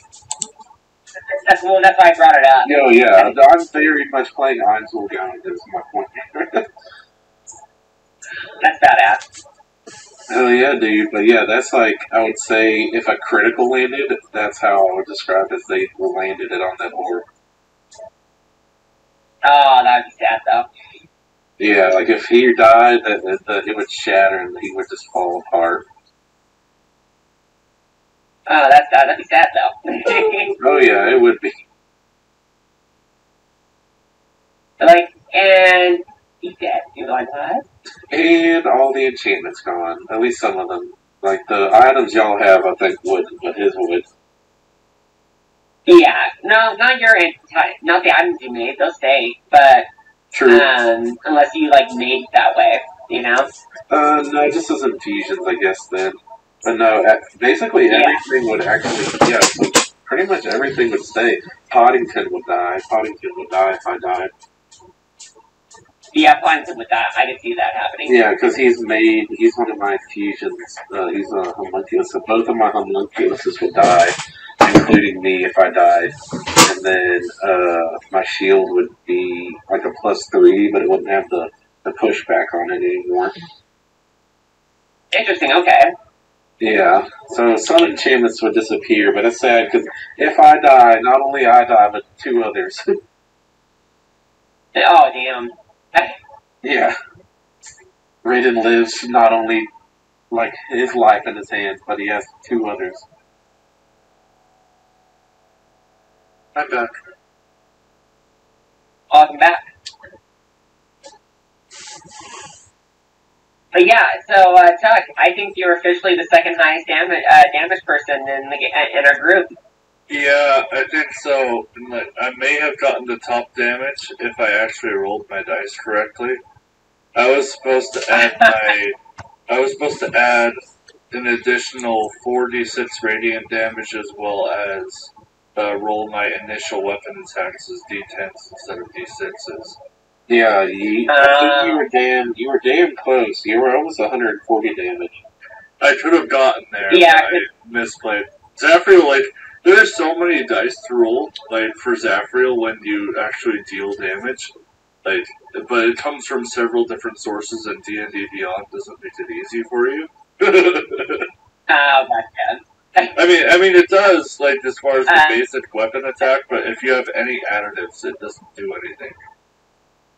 And Raiden, you found out the hard way with your shield. I mean, I guess it's still better than the... Go ahead, Dre. I found out how. Because you weren't getting the proper AC you were supposed to. It's a similar thing with my weapon. Oh, yeah. Rolls. I think Saffron. Okay. I think Saffron still holds the highest for like 142. I think. Yeah, so he was close. If he rolled his damage right, I think he would have beat it. Yeah, he's probably the person who's gotten the closest so far. Yeah, I think he would have got it if circumstances were different. But that's the thing, though. Zafriel has gotten close like twice now. I think the last time he rolled just like 105, and this one was like 119. Raiden, didn't you come close in our last encounter with the Abomination, like when Mhox joined the party? I did. Oh, that's right. Yeah. I know I broke 100. I felt like it was like 126 or some shit like that. It wasn't a lot, though. Like, that's what I'm saying. With Raiden, it takes a lot of build-up. Like, I don't do that much damage, as you can see. Like, even with a cantrip to help out my damage, it's only like 3D. Well, you had stacked like Booming Blade like 4 or 5 consecutive times in that fight. Yeah, all I really did is just, well, how it works is, so I do Booming Blade for 2d8, and then I also get the 1d8 from my weapon.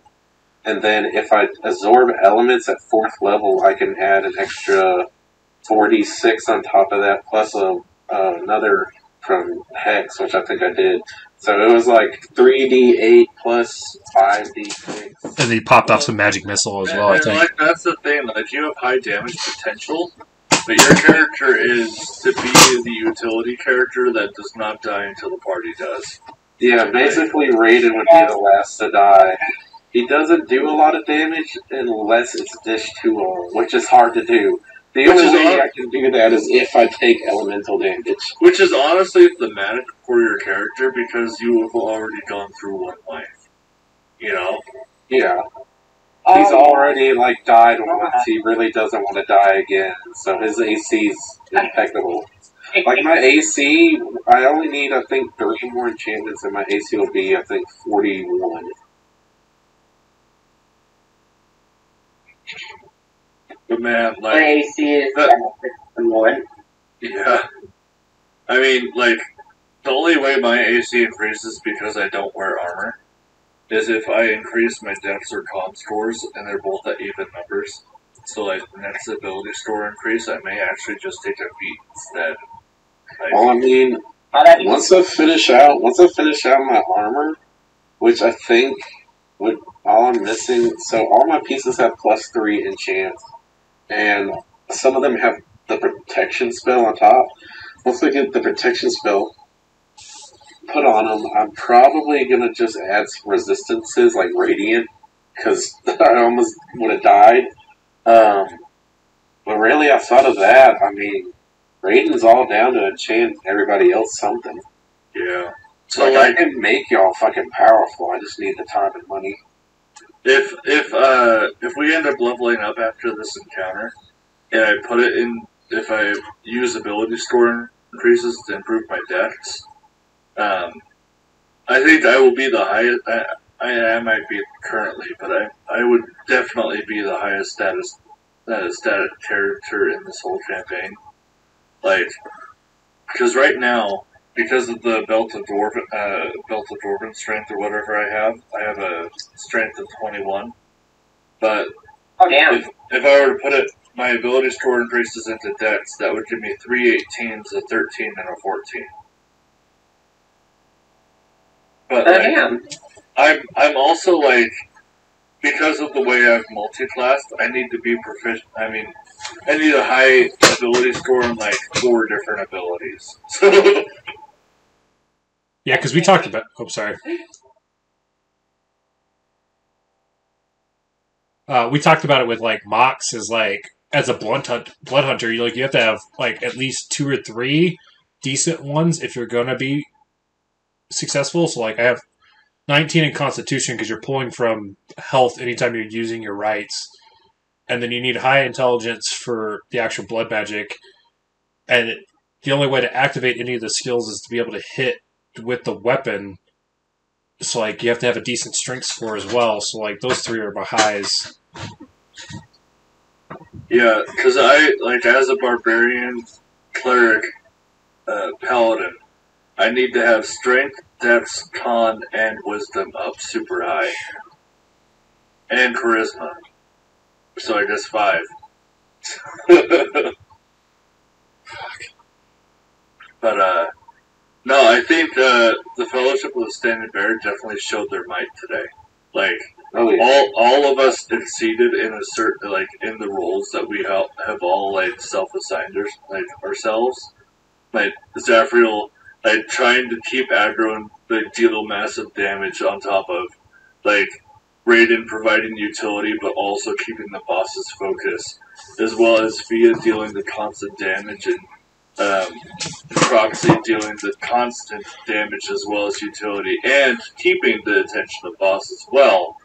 And then Mhox and Endless just being our clutch characters, like, it's so crazy that, like, Endless and Mhox, like, you both just fill the roles that we aren't able to, and you do it so well.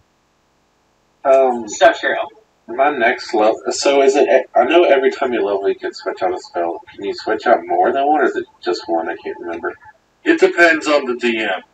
Like, as long as you're at least informing the DM and letting them know, like, or letting them know about what changes you're making, it's hard to say. I think the might rules take some more utility because I have a damage spell, but they're really only 4th level and only have 1 4th level slot. So I think might take a more utility because I'm not going to do that much damage anyways. I think the rules specifically say per level up you can only change out 1 spell. Well, the rules, I thought, said as long as you spend the time meditating, you can switch out spells of the same class at any given time, but it's like a minimum of an hour of meditation or some shit like that. It depends on the class, is the thing. Oh, gotcha. For instance, with wizards, they can change their spells out willy-nilly, especially if they pick up like a spell boss from a boss. And a spell book from the boss, they can like learn all of the spells that are in their spell book, for instance. But like for a cleric and a paladin and a druid, they all get a specific amount of spells from their god, and they just have to prepare for them. But other classes have to do it differently. So all of them kind of work a little different. But as far as like actual preparing, as far as like say like the bard, sorcerer, artificer, and other half casters, they have to like they can spend. They can replace one spell per level per the rules. Gotcha. But it depends on the DM. That's another one of those fluid rules that is so common in D&D 5e. As it should be. Like for me as a DM, if you want to change out your spells, if you're a caster class that cannot like fluidly do it, like such as clerics, druids, and paladins. I would, like, me personally, I would rule as long as you're taking the time and, like, in an RP sense, like, actually spending the time to research or find it in yourself to, like, replace a spell knowledge, like, I'm okay with that. But that's, this is Colton's campaign, so. That was kind of like a super convoluted way of saying like 5e does not necessarily explain it well. Yeah, makes sense. Yeah, because like I mean, the big thing is everybody needs to have fun. So like, if you're hard lining everybody into a specific structure, it might deteriorate the actual fun of just playing. Well, yeah, that's what I'm saying. Is like during my early time playing this class, I didn't really know what I was trying to do, and I thought I could be more damaging. What I'm starting to learn is it's kind of like Bard. It can do damage, but it's not going to keep up with some more DPS classes. Okay. And what I've realized is I'm more towards the utility like a Bard would be. So I'd rather start going that route instead. So what I will say, I've played a Artificer from level 4 to level 14 in the previous iteration of this campaign. Yeah. And we haven't ran into that group yet. It's the Tears of Nature. I'm sure we will at some point. But playing the Artificer, it's like the definition of utility. And like nothing else. Like the Artificer is pure utility, and although yes, you can have spurts of high damage, you can have spurts of high support. In the general suitcase of the class, you are a utility character. Wait, hold on. I'm going to interrupt real quick. Evan, are you starting to get some maybe moving on vibes from Raiden? No, I mean, not really. I was talking about how I didn't know how artificers were, and I was going to ask you if, like, next time I level up, I could switch out some spells or something. Or if you had some way, because I know Mhox said you could spend like an hour meditating to switch out spells.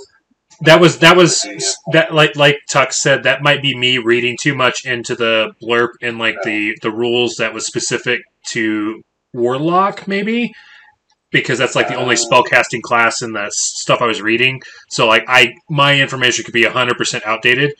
In theory, that would make sense to me if you're like spending time dedicated to relearning stuff, but that's 100% up to Colton on that one. Let me jump in on this real quick.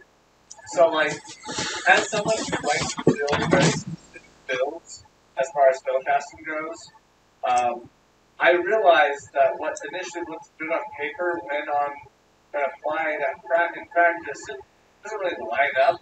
And I think it's stupid if you want to wait till all the way till you level up to change one spell. So, like, Raiden, if there are, like, a couple of spells that are, like, that maybe not doing it for you anymore, like, go for it. Because fucking druids and clerics can basically do that themselves. So, like, it's stupid that you're locked in at a level. If you want to switch out a couple spells, that's fine with me, but just let me know what you switch to, and I will help with that. Okay. Anyways, did anyone have any peanut gallery comments before I pop this puppy open like a pinata? Pop it open, pop it open. Some off-topic discussions while you were gone. I think I'm gonna leave my stats alone. Like, because if I put, like, ability score increases into any other stat, it would be ridiculous. Like, the one I would put my stat increases to is dexterity. If I did that, I would have 3 18s, a 21, a 14, and a 13. Absolutely fucking stacked. You're definitely the more well-rounded. It's funny because like you're buff, maybe not as buff as Null, but like at this point maybe because of your belt. But like anyway, what I'm trying to say is like you're like though your stats are all super fucking great, they don't even have any negatives, they all have plus modifiers. It's pretty still well-rounded. It's not like you have all 20s, you know what I'm saying? It's getting there, though, is what I'm saying. Well, dude, that's just because you rolled good on stats. You can't punish yourself for rolling good on stats. Yeah, but I think a +1 on AC is not going to benefit me as much as a beat would. Yes, I agree. That was the only peanut gallery comment I have. But by the way, that boss fight, like, not to like compare you to me, but that boss fight felt like a boss fight I would create. That you were my North Star in the creation of the boss fight. It felt like a video game boss fight. And that's what I try to create. Yeah, I definitely went for that vibe, and I definitely used it, like I said, like as North Star. I unfortunately, because there were a lot of points of damage taken, fight that like a lot of the cool mechanics I had in mind like didn't get touched on. So I think I need to like make things more snappier in the future. But yeah, that was a fun fight. I'm glad you liked it. But with that being said, as we come back, the body of Larissa starts to shake and convulse. Before a snap comes, a mighty, powerful snap comes from the right hand forward, as the creature in an instant regains all the feathers that it had lost, and it goes back to this like form which has no eyes, and its halo is burning above its head. And it like wiggles out of the room like Haku from Spirited Away and shambles down the hall. You see Zafiro go into a very serious bow as his muscles start to deflate a bit as this rage ends.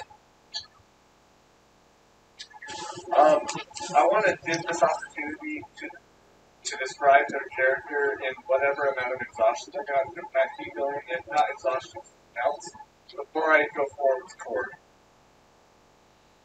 I guess I'll start out here. You see Zafriel, like, not only have, like, almost a 2nd-degree sunburn from the last attack over all pieces of his body not wearing armor, but additionally, you see, like, heavy bruising on his ribs. Maybe a few of them, like, several of them have been cracked from the several tail whips and bites he's taken, as well as he seems to be bleeding profusely.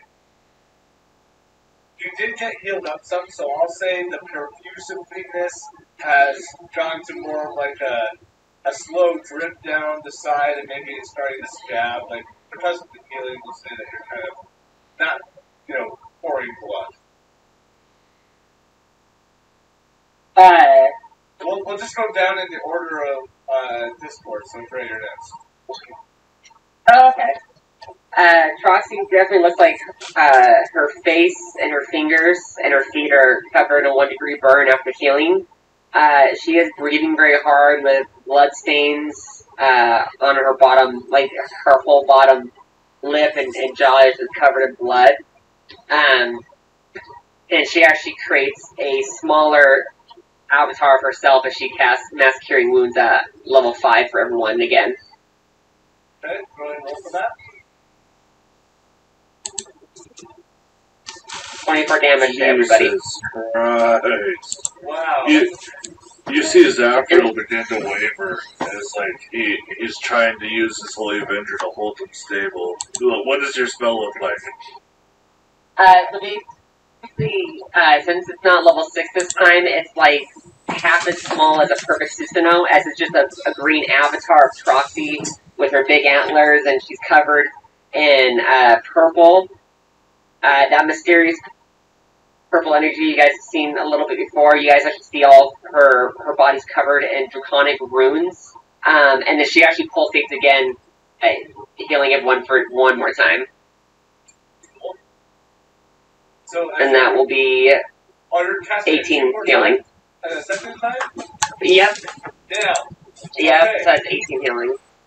So, as Troxy is spam clicking Master Wounds, take into account this as you describe your character up next to Thea on some deck.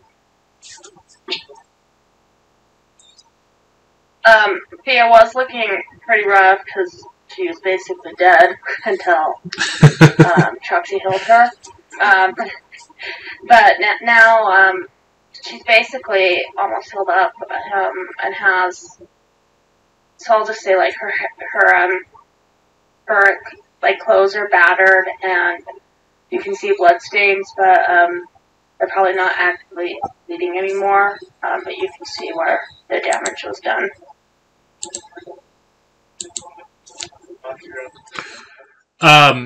Mox is actually looking pretty good between the combination of the stone's endurance and then the healing there. He's actually looking pretty much ready for battle again if it was to go off.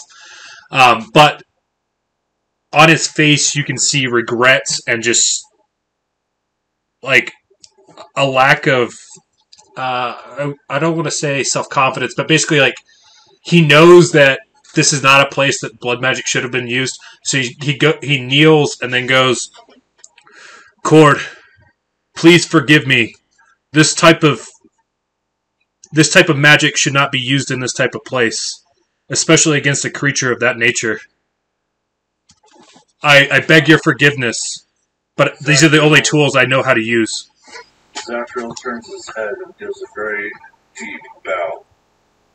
As you both look up at the board, he says nothing, but raises his palm slightly from the armrest that Rat is now laying on, as giving you the impression of this not being something you should worry about.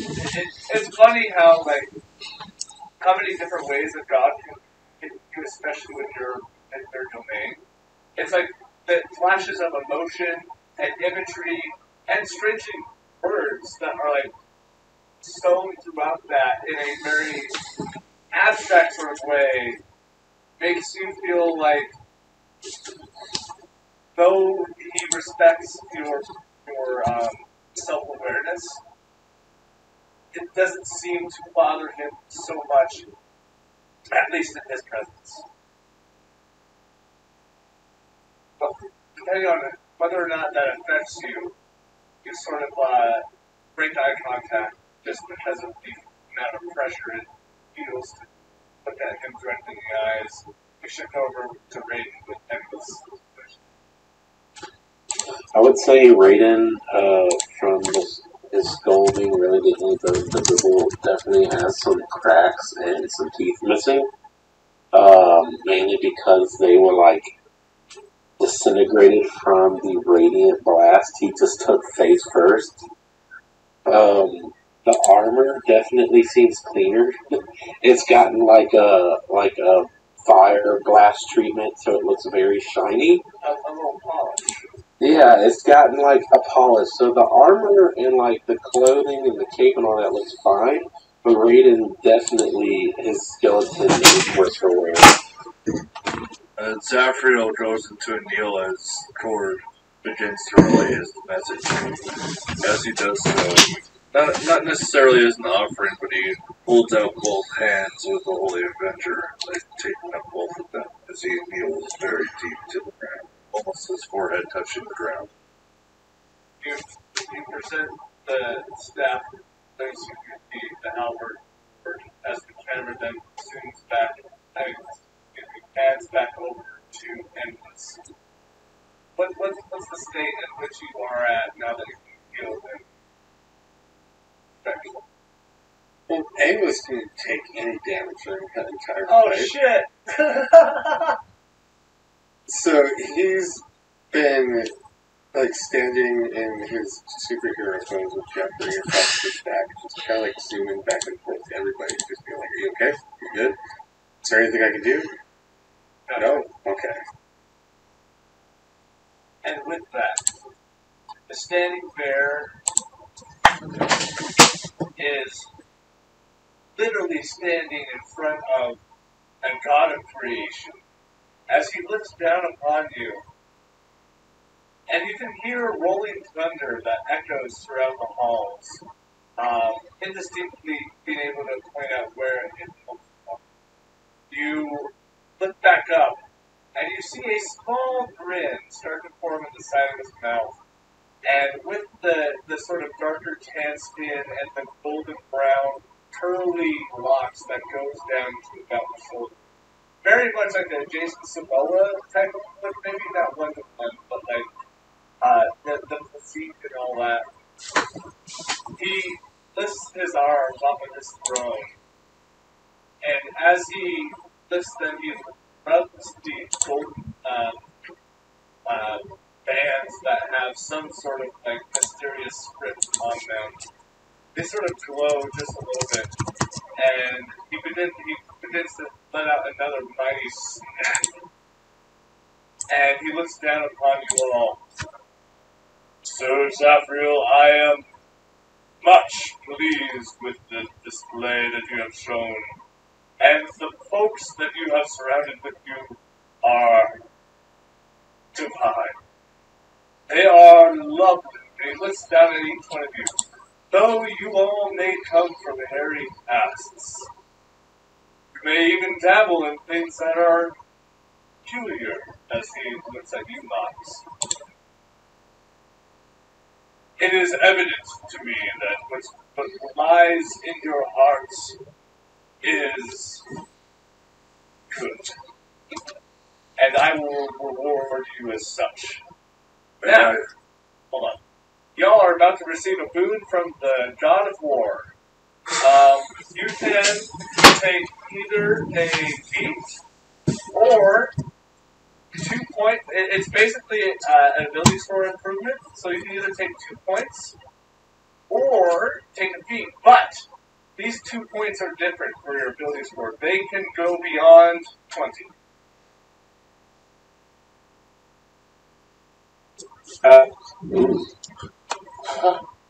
So if you have a stat that is a 20, you can bump it up to 22 if you'd like. But this is only possible because of the boon god that you are receiving. This is normally not even dreamable of a mortal on the earthly plane of material. So yeah, you all can decide right now if you want 2 points or if you want a feat. I'm going to take a feat. I'm going to take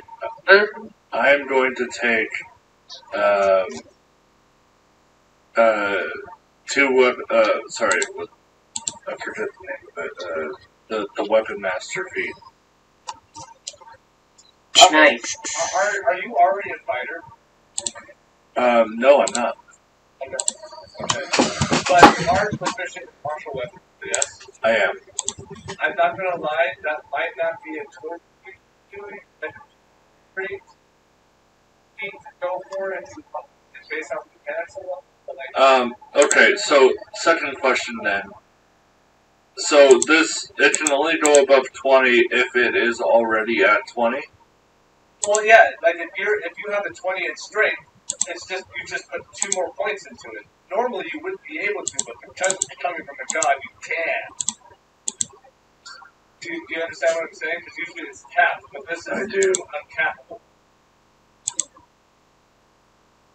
Zafriel nods.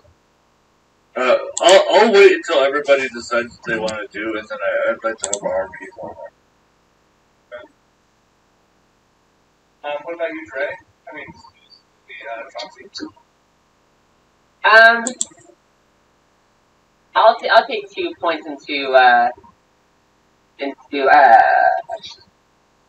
me see 1 second. Sorry.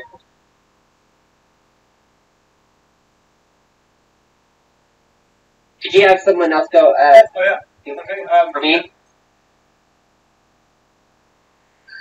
Yeah. So I'll put I have a 20 in charisma, so I'll put it in charisma. Yeah. 22 charisma, everybody. Holy shit. She accidentally I don't get that. natural 20. I can't believe you just I'll points into charisma. into charisma. What does that put you at? I'll be 15. Could you change that for me? This is my phone. You want me to change I it can for you, change Sid? it. Here. I know. I can't be. I figured out how I could. Okay. Thanks, bud. Okay. Okay, so Via has accepted her boon. We go down the list. Mox, what would you like? I'm going to take the Observant feat. Okay. So I'm going to add the 1 to Intelligence, and that'll put my passive Perception up to 15 and my passive Investigation to 23. Yeah, you also can't be surprised. Shit. Yeah, I'm going for like that like tactician on like the battlefield sort of vibe. Okay.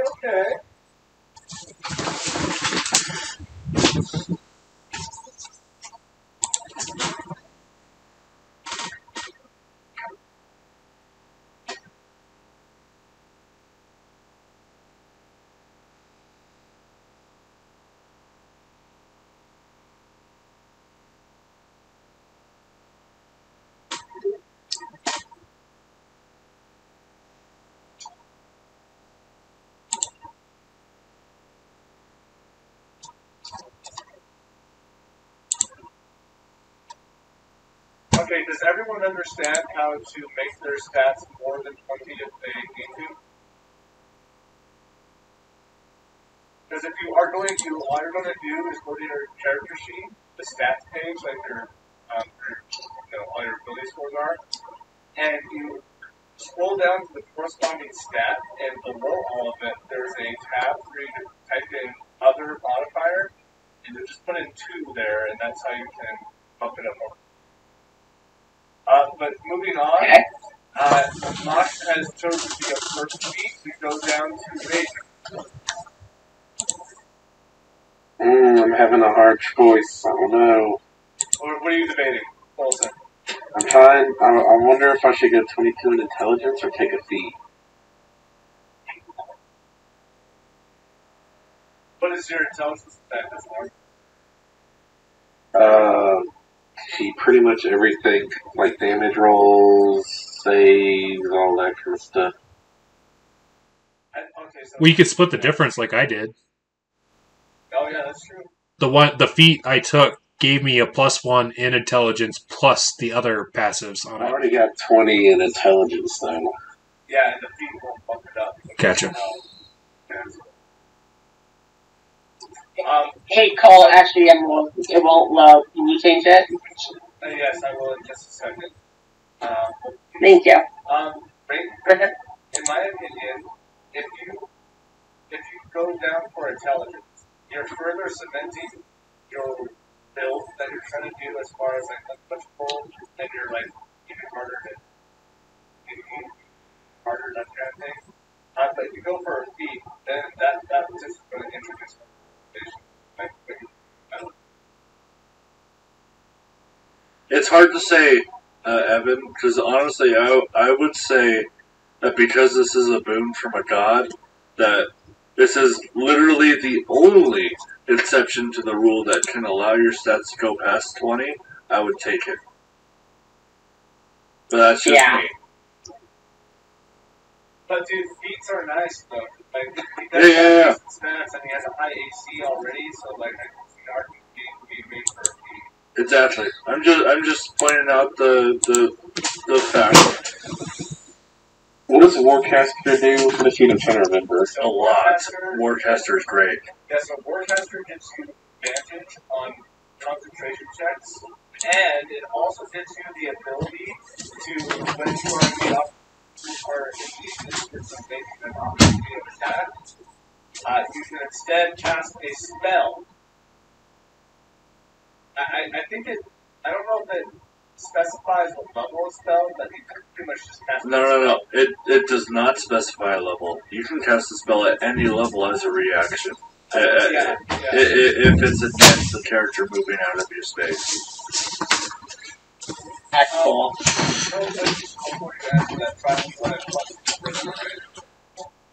Yes, please. Okay, so you're now at a total of 6. Thank you. I'm gonna. Thank you. Okay, what do you think, Raiden?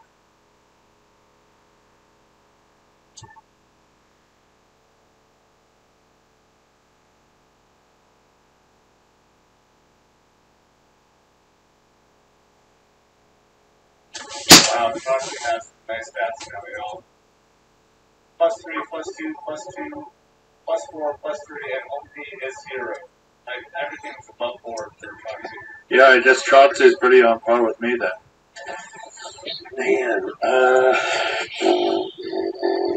Yeah, the rest of my, like, I don't really think the intelligence would help much. Like, it increases, it adds a little bump to attacks, but like I said, I'm not too much of a damager. So I'm maybe looking to get something that lets me get more spells, but most of them seem to just add cantrips, which I would suggest that you go for Warcaster. It's so nice. Yeah. Like, not only being able to keep concentration spells up without having to worry about it, but also, like, being able to cast a spell as a reaction is fantastic. Yeah, I was looking to see if there's a feat to make me gain a resistance to something so I could get that radiant resistance. Yeah, resilience. Yeah, I was gonna say resilient. Resilience is a type of damage for every type of damage is a resilience. So, like, I'm pretty sure radiant resilience is a thing you pick up. Maybe I'm wrong. Let me double check. Resilience allows you to be resilient to any 3 types of damage, right? Yeah, I was gonna pull it up. I thought it was just one specific. I may be wrong about that, but I'm pretty sure. It's gain proficiency in saving throws in a chosen ability, and you get a +1 in that ability score. So not quite that good. I swear there was like a feat that allowed you to take less damage from things. Yeah. Like elemental mental attacks, you know? I don't think there is one. Ooh, Shield Master. What's Shield Master do? You can use your shield as a weapon, I think. Yeah, I don't know if that necessarily helps you too much, at least compared to the other beats. Wasn't there a Great Armor Master or something? That might help me out some more. There's a heavy armor. Yeah, that's what I'm. Maybe let me look at that. Okay, so we'll move on as Sure. Endless. Would you like a +2 to a stat? Or would you like a feat? I think I would like a feat. Okay, what feat would it be? I think I'm going to take Skill Expert. Good choice. Okay, so you're going to become a little bit of a skill monkey. Yes. So, if I go into like where the feats and it says manage feats, I can just add it from here, right? 100%. Oh, okay, then it's going to have me choose everything. Okay, cool. Then I will do that. Okay, Zafiro, before we get to the moment we're going to have, I want to know if you're going to have a +2 or a feat. Depending on what happens, it will be a feat, but I want to have this RP moment first. Sure, okay. Evan, Great. Man, does fighting initiate add, like, can I do unarmed fighting? But I don't feel like that add much. That's not really the alley I'm looking for. Damn it.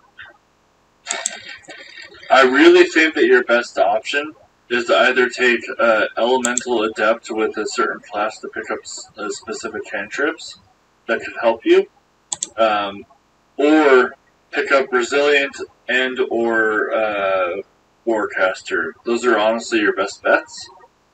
There's not a whole lot of feats specifically altered towards Artificers, but I think those will help you the most. Just meta-wise. Also, Sentinel could be pretty good depending on... Sentinel could be pretty good because of how you play your character. But Sentinel would like actually work against his booming blade. Because like he wants his targets to walk away. Exactly. So the three that kept me would be those three. You could take the tough feat, but you're not getting hit anyway. So yeah, Resilient, Warcaster, or Elemental Adept for a certain class. And I would pick probably Wizard for that, or Warlock.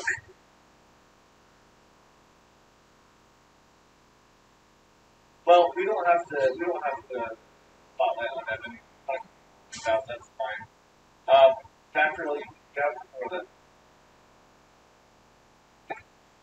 As he sees his peer, can you describe what it looks like when our peers receive the boon? Yes, so the crackling thunder that I had described earlier begins to become rhythmic like drums, and in a very slow way, very much just does become the literal drums of war that everyone is hearing, and it immediately, like a drug, gets your bodies in a very much elevated state, experiencing levels of adrenaline that are maybe a little bit unnatural. And as this happens, you notice that a little boat of light appear in front of you, and it just sinks slowly in a warm embrace kind of way into your chest. And this is the boom, the god. As I see my friends and compatriots in arms, I resist the urge of temptation. And I look up at Cord. My Lord, my Savior, and the bringer of my own life and that of my lineage. Can I touch you, please?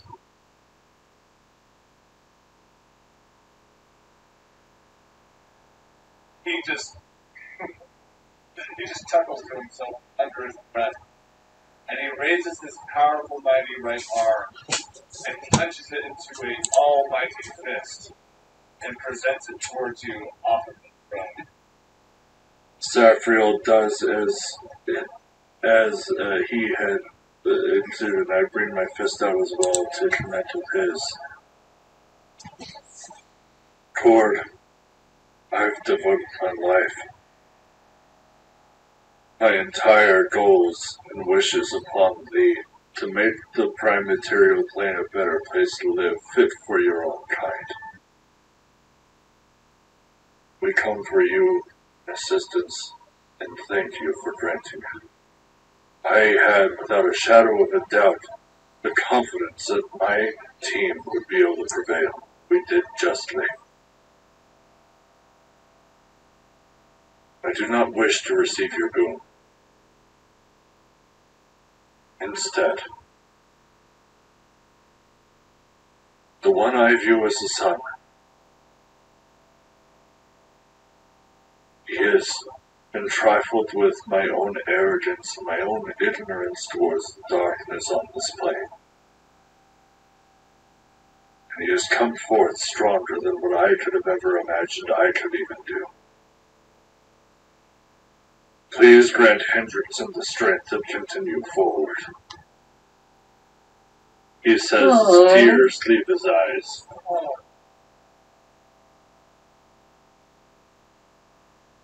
He pulls his fist back. This is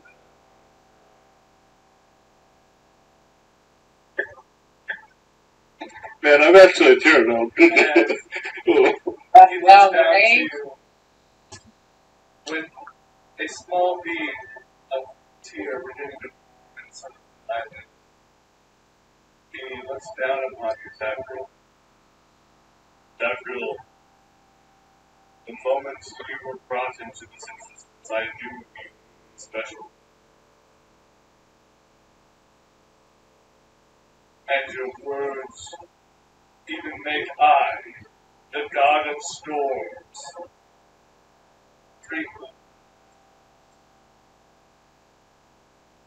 I know when you became a knight that it was what had been planned before you even were here, but now that I see you in front of all of these magnificent people as he gestures to each one of you,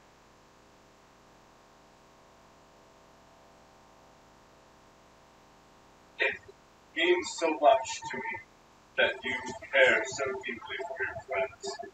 Because if it isn't evident to all of you, your true power comes from those who stand closest. So please, look to your left and your right. These are the people that will stand with you till the end, and I know it after seeing what I have just, as he points back to the hall.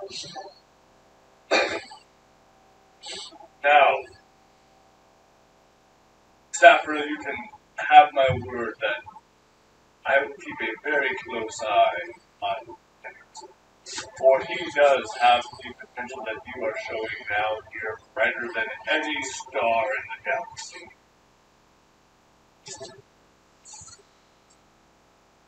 I am so proud of each and every one of you. Please, let's discuss in a more complete manner. And he snaps his finger once more, and the area around you, whether it's, you're not sure if you were teleported or if the literal space around you was molded into something else before your very eyes. But suddenly, you see that you are upon this cloud, if you will. It's solid, like you're walking through it as if there's a platform in the middle of the cloud, if that makes sense. And this beautiful cloud is laid out, and you can see from the cloud, just like Zeus from the movie Hercules, he sort of manifests these shapes that then sort of like turn from this, for example, a several amount of these clouds will pop up and form the shape of a pillar before literally transforming into the shape of a pillar. And a cloud version of the throne room, if you will, is formed. And below you, thousands of feet, you can see the valley in which you guys came here originally. Cool. So, if there are legitimate concerns that I should face my holy wrath towards, this Radagast fellow is not the first time I have heard of such a being, but it is the first time I will be putting my fist in the face. Please, inform me of what I must know. You have proved yourselves worthy, and I will. Cord, please heed my words. Before we came here, I was certain that we were capable of handling this threat. Upon my better judgment, my team felt as if we needed assistance, and I greatly appreciate the boon you have provided. Thank you for this. I will tell you, we captured the spawn of Radagast. We were successful in this, and we banished it to the Nine Hells. And I'm not sure if this was to the Abyss. I'm not sure if this was the correct decision. We did what we thought best. I'll tell you now, those that were afflicted by his curse, we are continuing to cure, and we have created a new race called the Braveborn, led by Raiden Thornton. What I ask is you please give us guidance. These people have been served unjust and unholy fates that we have somehow reversed. Spare their lives and allow us to eliminate this threat, because we, the Fellowship of the Standing Bear, will prevail under your hand.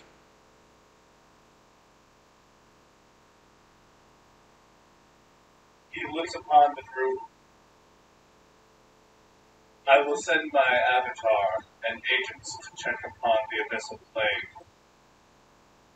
But know this, I see the passion burning in your throat, speaking to me with such beautiful words. But don't forget, there's a reason why you don't know what's going to happen. I can't let you know what happens next. But I can let you know this. The path that each and every one of you are on is exactly the path you need to be to defeat the evil that is coming upon the Predator.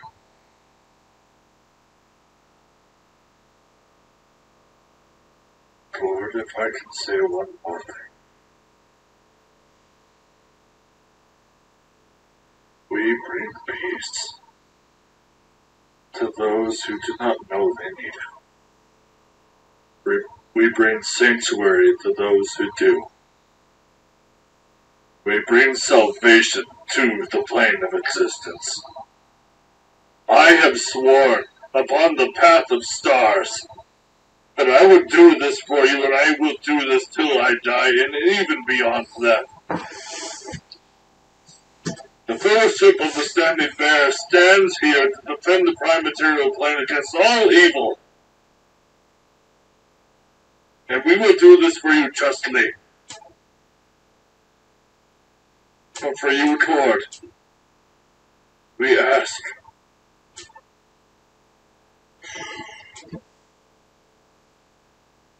that you just let us know we are doing the right thing. Mhox, please stand forth and tell Cord your true agenda. Mhox, a little bit surprised, will step forward. Cord, I am Mhox of the Goliaths from the Maduri Mountains. You may have heard of my tribe in the past. It does not exist anymore. And for this, I joined the Order of the Ghost Slayer to destroy all demons and purge them from this land. I have dipped in these dark arts in a hope to make sure no one ever encounters the same fate that I have. I know that it is a blight, but I am willing to suffer it so that no one else may. I am deeply concerned that this Radagast is currently in the Abyssal Plane because I know what demons can do, and he's currently among them. Let me say this. My might is endless. My courage is fathomless. And I will do everything in my power, whether it's just me or getting the whole Pantheon involved. I will see to it that I can do as much as I can to this abyssal threat that seems to be growing. But time is running short, and though I would love to continue to speak upon your glorious acts as a group from the Privateer Plane, now is the time. As he points over to the right, from the cloud, a swirling motion begins to form, and around before it flashes with lightning, and you see this swirl of blue vortex energy, definitely resembling some sort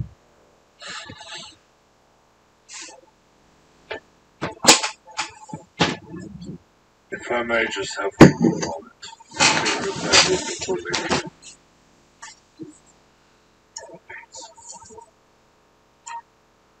Troxy, stand forth. Approach me. Proxy kind of stands up from where she was kind of sitting, and she walks over to Jeffriel. Yes, Jeffriel. Troxy, you inherited the strength, courage, and knowledge of your past lives to protect the prime material plane, and for that I am eternally grateful that you are even a part of our cause to begin with. You proving yourself, not only to me, but to my God, that you are worthy, only cements the fact that you are a valid member of my group. And for that, I can only praise you. You, if not for you joining the Fellowship of the Standing Bear, would not be successful in our cause.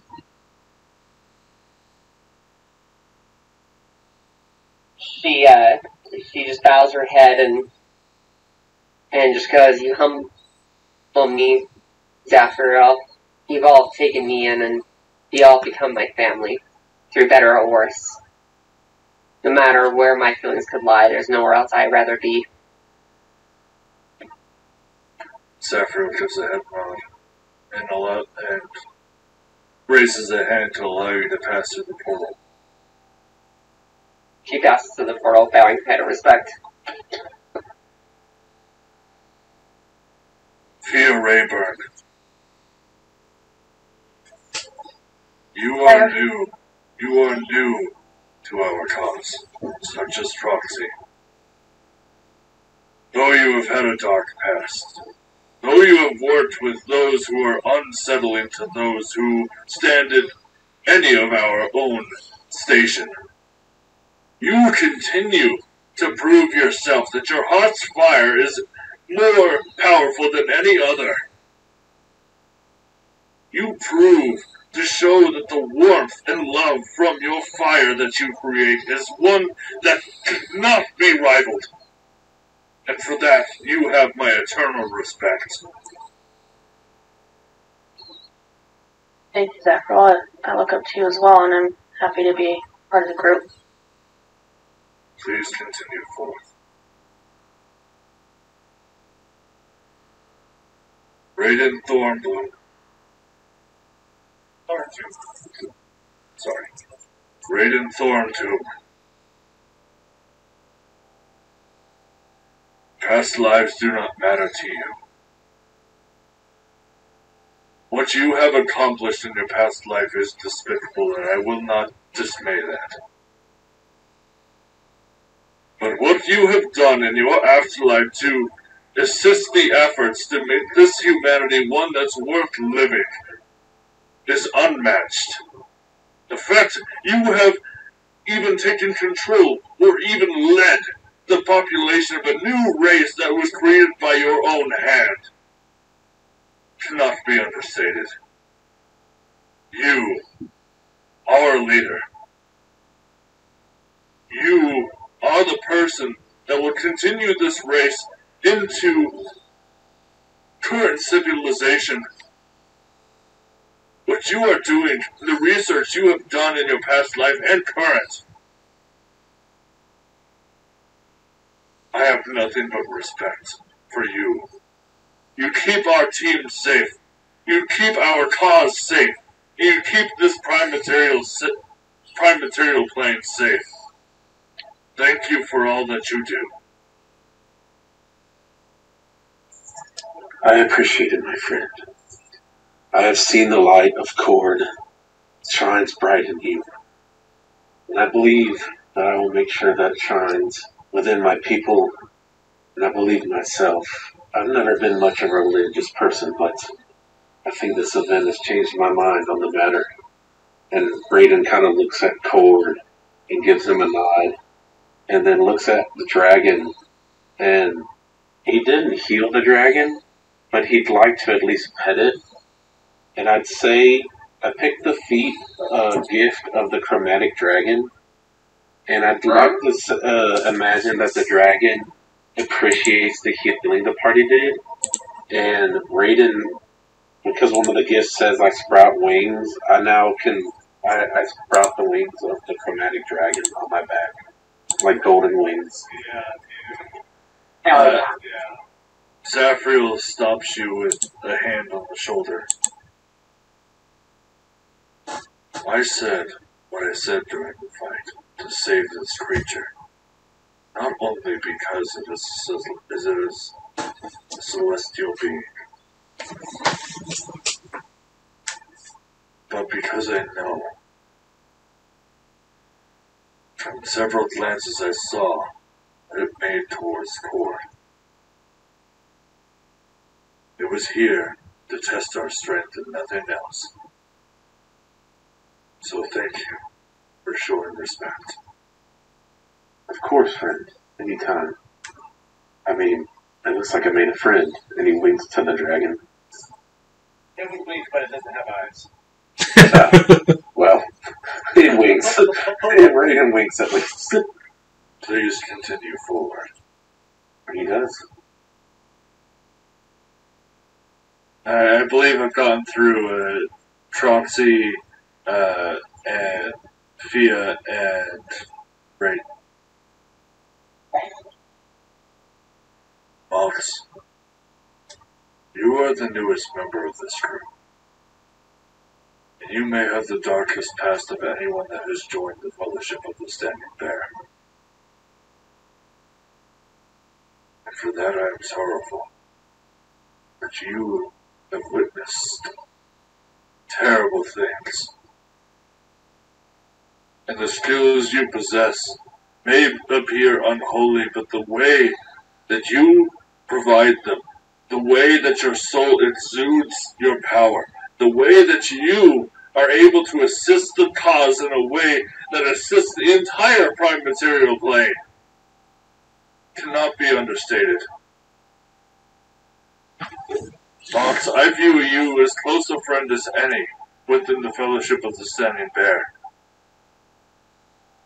And I know you have the power to make this world a better place. And for that, I can't thank you enough. Mox will lock arms with you, and you can kind of see in his face that there's more to tell, but this isn't the time. Zafriel gives a head nod and puts his hand up towards the portal.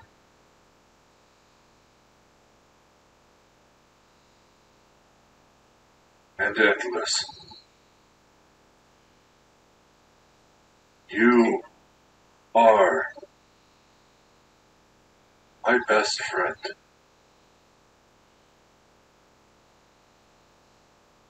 You were one of the first to join my cause. Back when the Fellowship of the Standing Bear was more than just few members. You, as tears begin to drop from his face,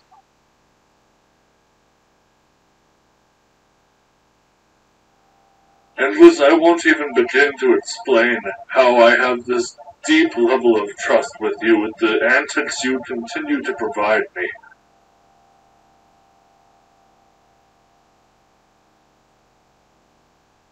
I can talk for days about the amount of things you have done to help this cause continue forward. But with you by my side, the spirit of the Fellowship of the Standing Bear prevails. You are the heart of this group. And I hope you know this, friend, because I believe if I were not the leader, you would be. Thank you for being my friend. English puts a hand on your shoulder. says, when I first joined this group, I wasn't quite sure if this was where I should go, and I needed to go somewhere. But it didn't take long to figure out that this is exactly where I needed to be. And it's where I needed you, Brett. Thank you for all that you have done for me. And I will be forever in your servitude, only under that of Torg. I view you in such a high regard. And Thank you. Tears down his eyes, just like gives you a hug. A sincere hug. Please continue forward. Always. Toward all I have to say for now. Even for all that I do, and all that I try to prove my loyalness to you, I cannot do any more. All I can do is continue on the path that I have created for myself to make this place a better place to live. You are the person I strive to be one day. Please, protect us all. At this point, he says, Gabriel, this is why I feel confident that you shall be my next champion.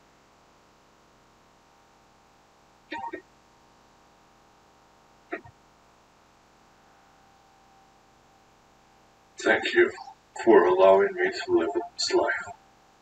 And he exits the portal. You watch as a similar motion of life looks towards yourself in a very wispy sort of way as it makes contact with your chest.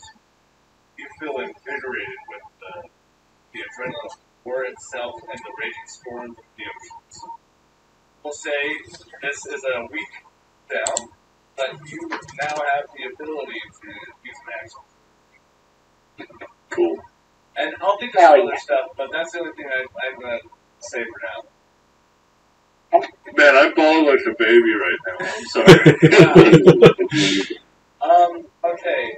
As a group, I'm going to have to decide, do y'all want to be teleported to Windshire or back to the facility where Grey Bones Mobile is at?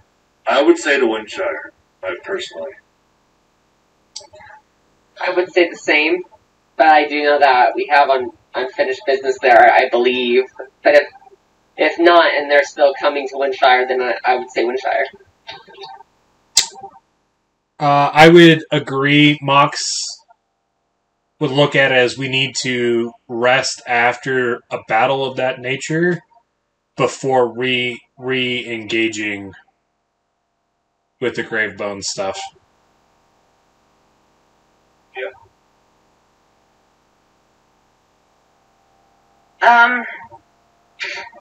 It seems like I'm probably going to be the only one that votes going back. But I'm down to go back. I don't feel like it's very fair to steal their stuff and then not show back up with it. Agreed. Inglis also agrees to that. Also, to kind of cement this point that Fia had made, what happened to the phylactery? Raiden's still holding it. Yeah, I was going to ask, what was his answer to the question about the phylactery? Yeah, I was going to bring that up again, but he left. Well, he's a god. I'm pretty sure he's supposed to be vague, right? I'm down to go back to the facility if we still have that in our possession. Yeah, I kind of zoned out a little bit. What was Cord's answer? What did he tell us? He's going to look into it. He's going to go to the abyssal plains to where you guys deposited that tree trunk. But as far as that's the only Radagast matter that was brought up. The phylactery was brought up. Oh, well, I know last session I talked to him, I asked him the question if it would collapse all realms if I broke it. Yes. Based off of his godly knowledge, just so we don't have to rewind, we're going to say that based off of what he feels like, it's a total bluff. Oh, okay, cool. Fair enough. Because in his opinion, there's no way a mortal man could have so much power. True. Interesting, okay.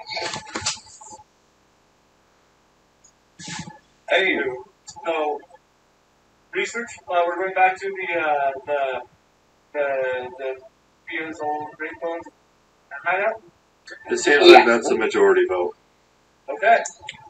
Right as you bev back in, we'll say it's almost identically to where you left in the first place. As you come back, the laboratory is still lit up, and there's still that very acidic, citric acidy sort of smell in the air. However, there seems to be some sort of backup generator that is keeping these tanks alive at the moment. I need everyone. We need a music change to something a little intense, a little spy-y, a little something, something.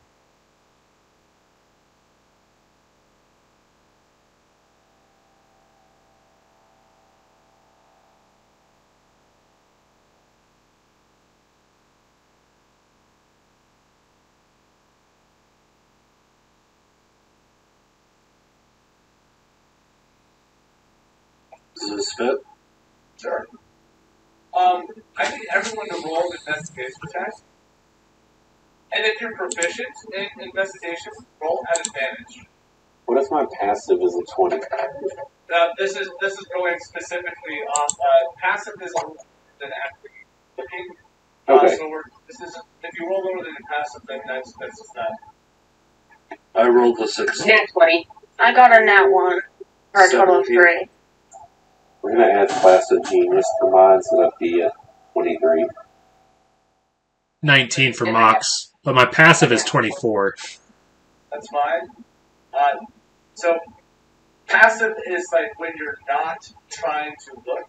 Yeah. I understand like why the difference is like jarring. I don't really know how to explain it other than like the passive doesn't necessarily act as a baseline. Right. But with that being said, so we got 3 from Fia, we got a nat 20 from Proxy, 19 Mhox. I had 16. 16. 17 for me. 23 for Raider. Okay, yeah. The reason why you are not able to sort of get into details of the environment is not because of your ineptitude, the ability to do such a thing. It's in fact your main bread and butter. The reason why you are frozen in place right now is on the wall. You know how the wall behind one of the tanks, just in clear view, straight view of you, is very much in a pincushion sort of way. You see like large iron, the rad gas type rods but they're about 4.5 feet long, sticking out of the wall, out of what appears to be right now the corpse of grave bones. You see one giant rod in one shoulder blade, the other giant rod in the other. She's pinned about 3 feet up off of the ground, and you see below that there is a steady stream of blood that is still flowing. With everyone else's check, I'll address Proxy at the last. Everyone, you notice that there seems to be some sort of altercation that went down in this laboratory. You can see that I described earlier that there are 3 vats, or there's 9 vats, and 3 of which were able to be seen. All the other ones were clouded. The one that contains the fetus-looking thing seems to be missing, and you can also notice that the 2 other containers seem to have stress fracture cracks that go centered based off of one point. It looks like either something slammed into this or something attacked this. It's hard to say.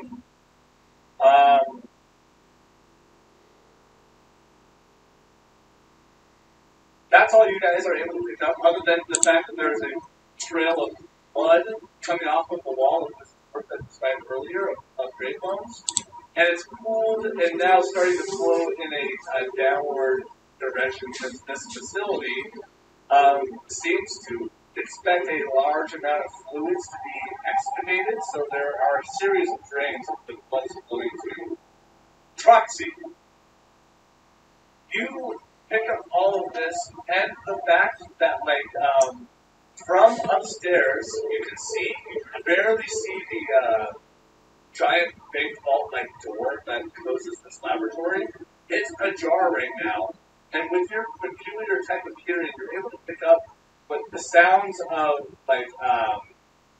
gasps of air. But I'm going to get feet on the floor as far as reacting, and then we'll go from there. Okay. I'm gonna go check on Grey Bones and see if there's any chance to, heal her back to life. Make a medicine check.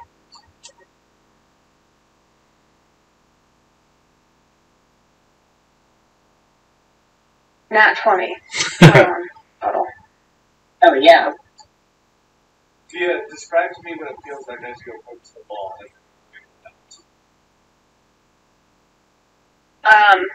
She is in, a state of shock right now.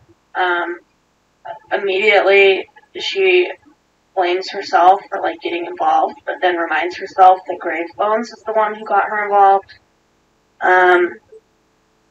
Immediately, I think Lock and Key are who did this, and that's why I want to talk to Grave Bones to see if it was, an internal fight, or...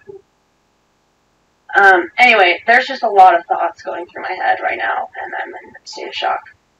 As you are trying to jumble all this in your head, trying to, keep things under wraps, you start to extend your arm out, and you go over to Grave Bones, extending a couple digits through your hand, check for a pulse.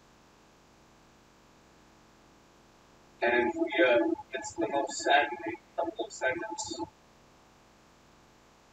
Realize there is no pulse, and she's most likely been dead for at least an hour, so based on blood flowing. Everyone sees Thea in a very shocked state, check for a pulse, and the way that she pulls her hand back gives everyone the idea that she's dead.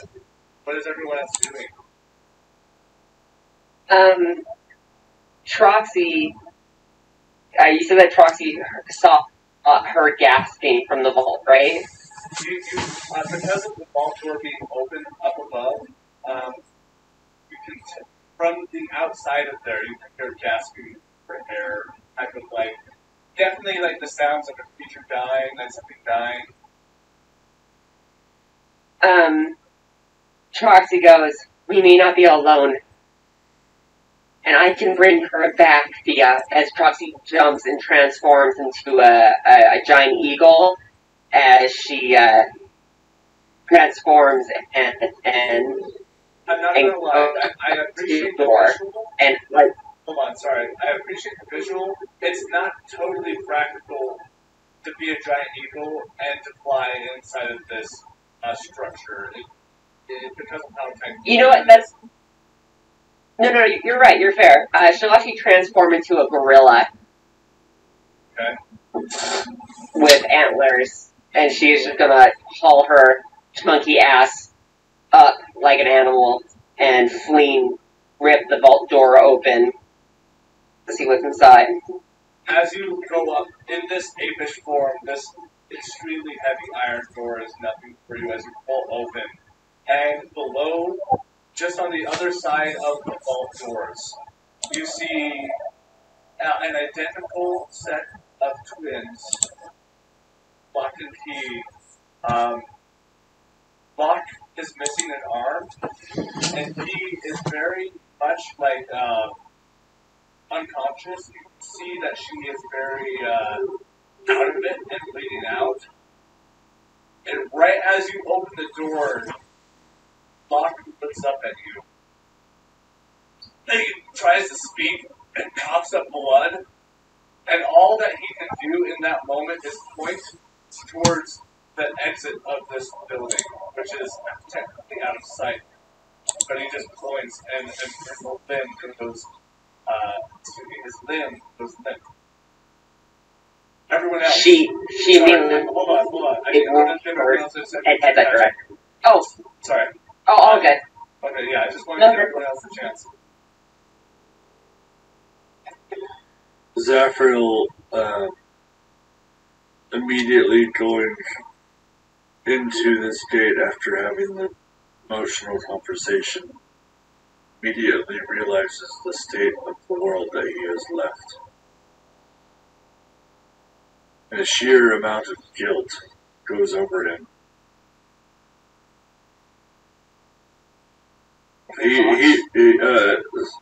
He goes over and follows Troxy.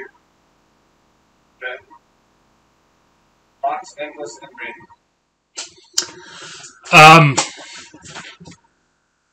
Mhox would walk over to Fia, put his hand on her shoulder.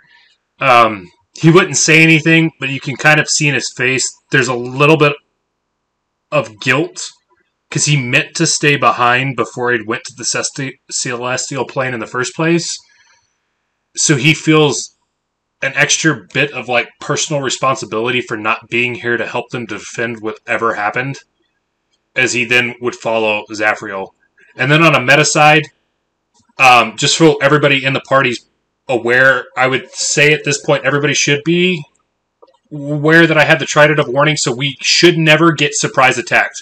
So we don't really necessarily need to go out and like actively search for a threat, because we would know about a threat within 30 feet of us at any given time.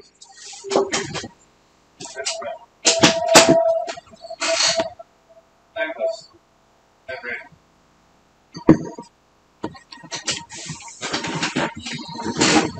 Sorry, I had something upstairs I had to go deal with. What am I supposed to be answering right now?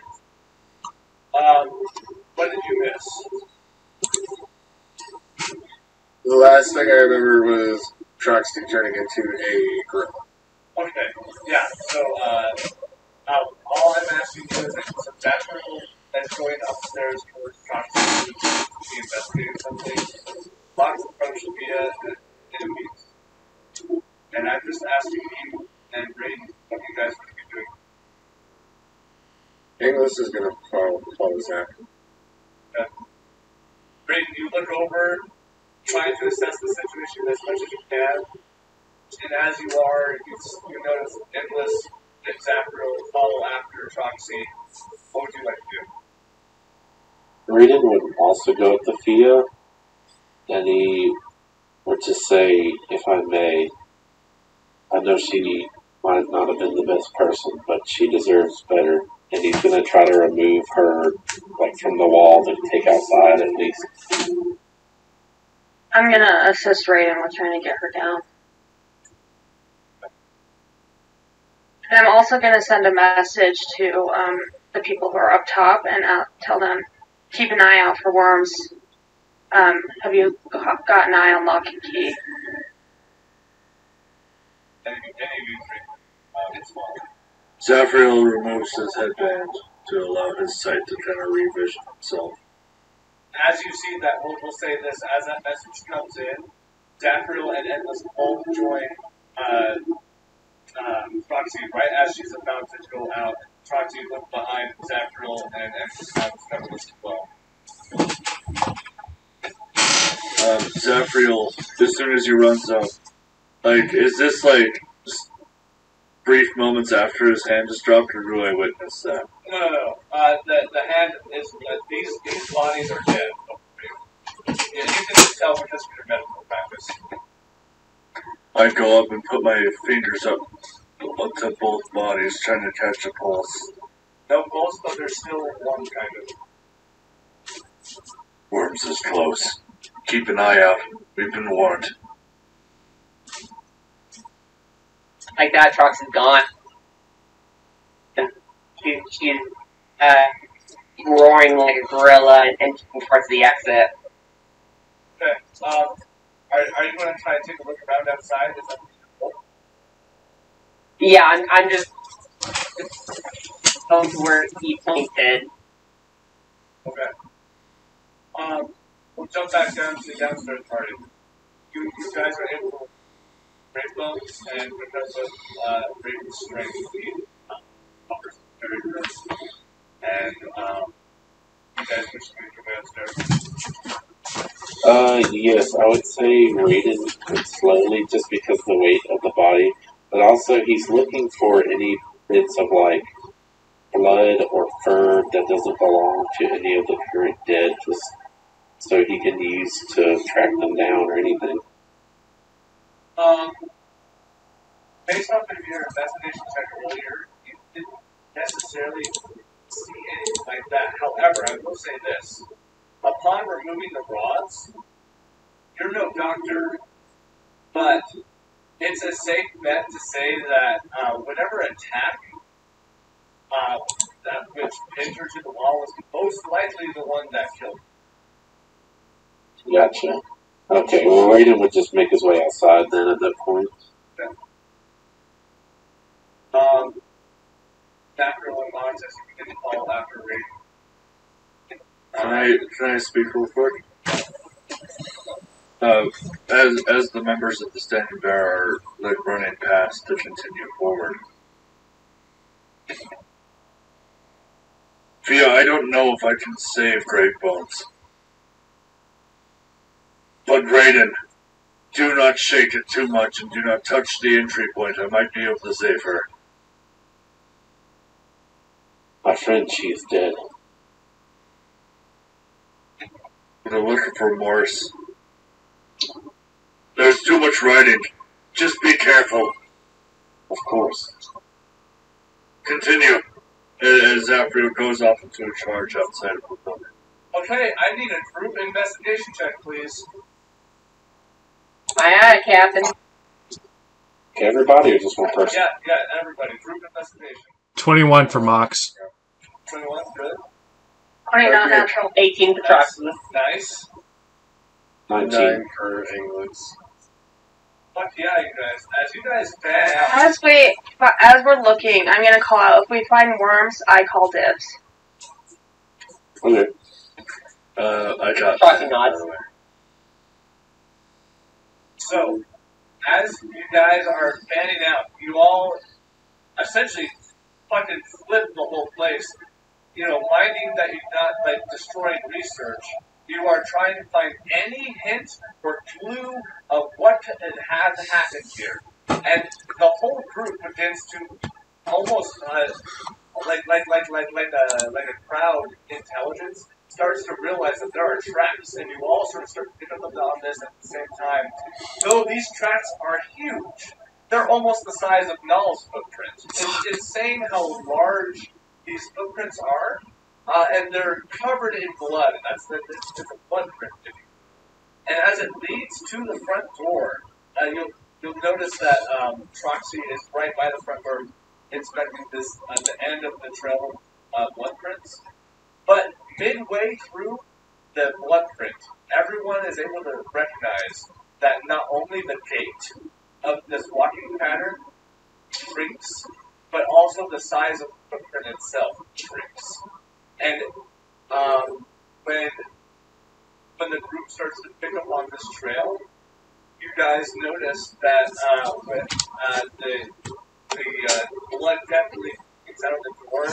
Troxy slams it open. And as the group peers out, you can see a blood trail that goes straight at 10 feet, 15 feet, until it stops because there is a cliff face. Upon inspection, looking downward, you see no evidence of a float down below. What would you guys like to do? Everyone. Okay. We need to take shelter here. We need to assess the situation. Take a general look at the surroundings. We're not going to catch him now if we're this late. Take a look to see if there's any clues that you can find, and I'll try my best to see if I can do what I can do for Brave Bones. Okay, so, one quick thing. If y'all want to do another investigation check, if you guys want to elect to be the people that take the closest look around, please feel free to offer them up now, because I don't want to hand out too many investigations. Well, would it be investigation or would it be survival to like track? Well, I could see survival working. I could see survival. If we go survival, I had a quick meta question. What would we class the individual we're tracking? Because my Hunter's Bane allows me to have advantage on Fey, Fiend, or Undead if I'm tracking them. Well, technically, Worms is undead, kind of. So, in this instance, it's going to count. Okay. So who wants to? Who wants to?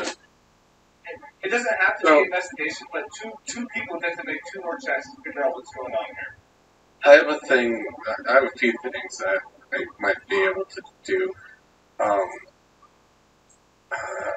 thought I had a thing where I could.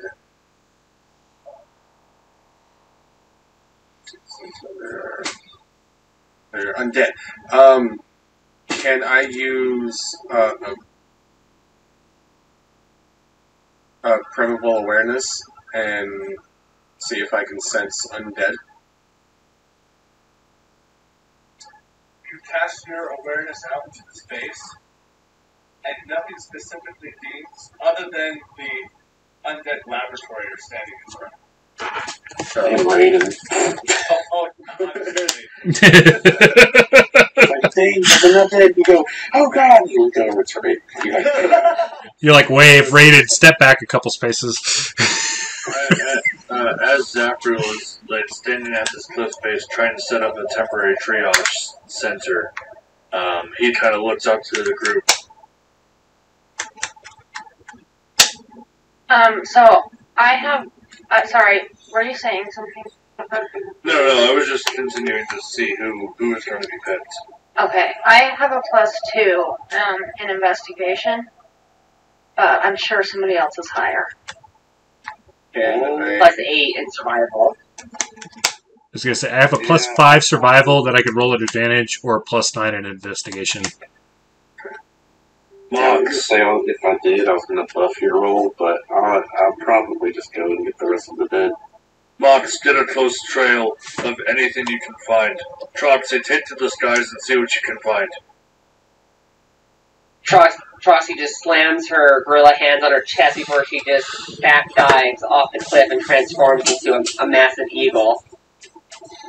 Zaf Nanglis, I have a question about what all phases you saw of gnolls and Heggin's transformations when they had the rods. Do you know if flight is possible? I know getting bigger is. From what we saw of what happened to Null, Null is already a beast of a man to begin with. I have never once seen an individual as muscular and as large until I saw Cord in person. Null was not as big as Cord, for certain. But I have never seen such a creature on this prime material plane. But I have never seen one take flight. Endless. I don't recall anything taking flight either. I recall a lot of things latching onto my face, but nothing taking flight. No, it still has its face. I think we saw. Oh. When we fought Radagast, or his embryo, was he flying, or was it just the wizard guy and the lady? From what I can recall, the embryonic sac was floating, but he was not. If I remember correctly, we've seen small abominations and modified large ones. It's not far-fetched to say they can fly.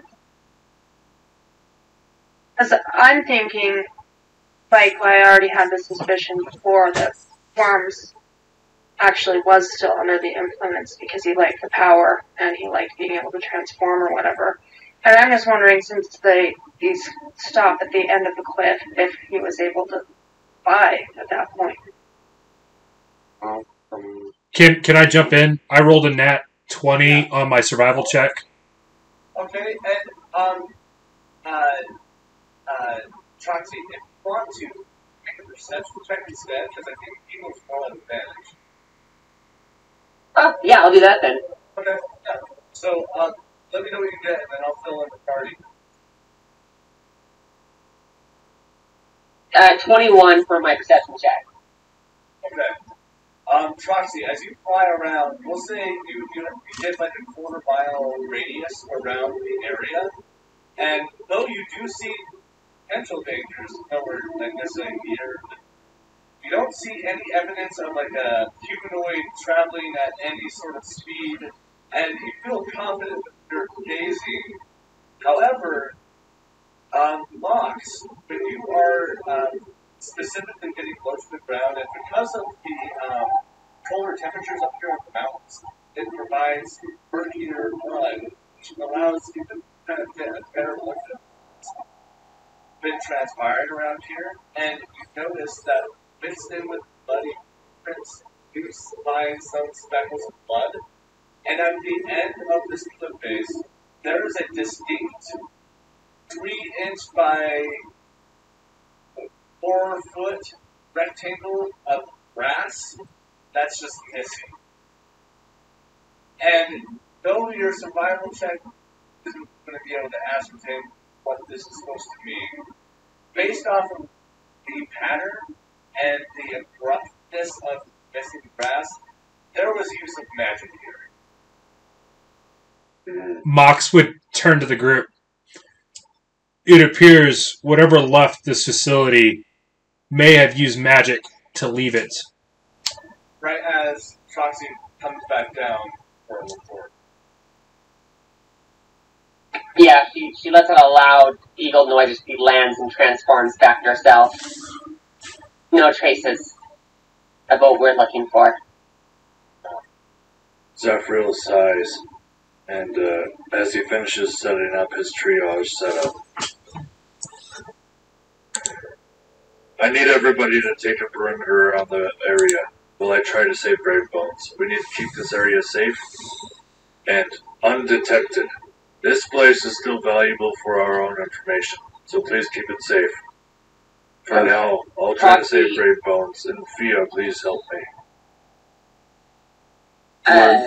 When you say that, Troxy goes, I can bring her back, and I can make sure that no one finds us here. As she, let me see here. She walks over to the tower, and as she touches it, it's kind of like a black, transparent sphere covers the tower and the radius around it, as she casts Hearth of the Moonlight and Shadows. At level 6, home can be wherever you are. During a short long rest, you can evoke a shadowy power of blooming court to help guide you your respite. At the start of the rest, you touch a point space and an invisible 30-foot radius sphere of magic appears, centered at the point, totally covered. A total cover blocks the sphere.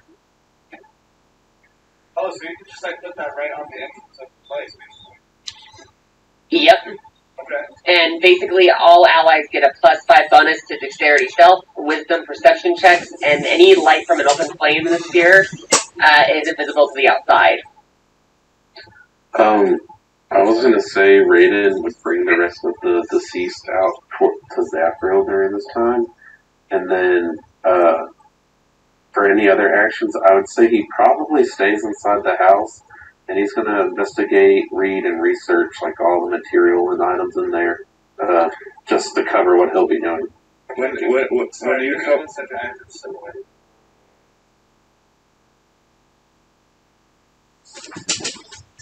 Oh, man. Damn, I was not expecting Grave Bones to be crucified.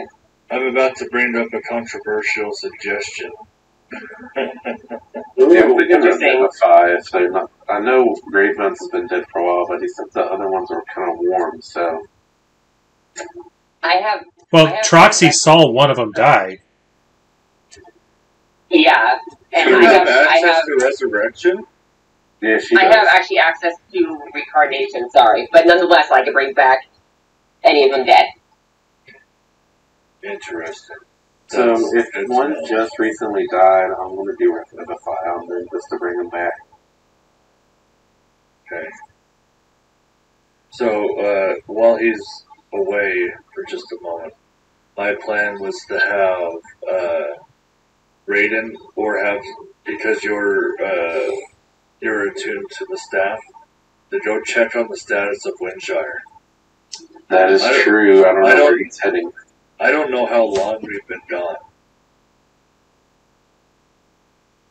Yep. So, like, he could have head straight there, or he could have head straight to a different place, but if Windshire is only protected by a untrained militia and Hendrickson and all, it's in trouble right now. Yeah, I mean, I was going to do that. I just didn't want to go by myself if anybody. Yeah, I was going to say, I don't think any of us necessarily are in a position to go by ourselves at this point. The only way that like we can handle this, okay, we'll just play this out. So. Yeah. Okay.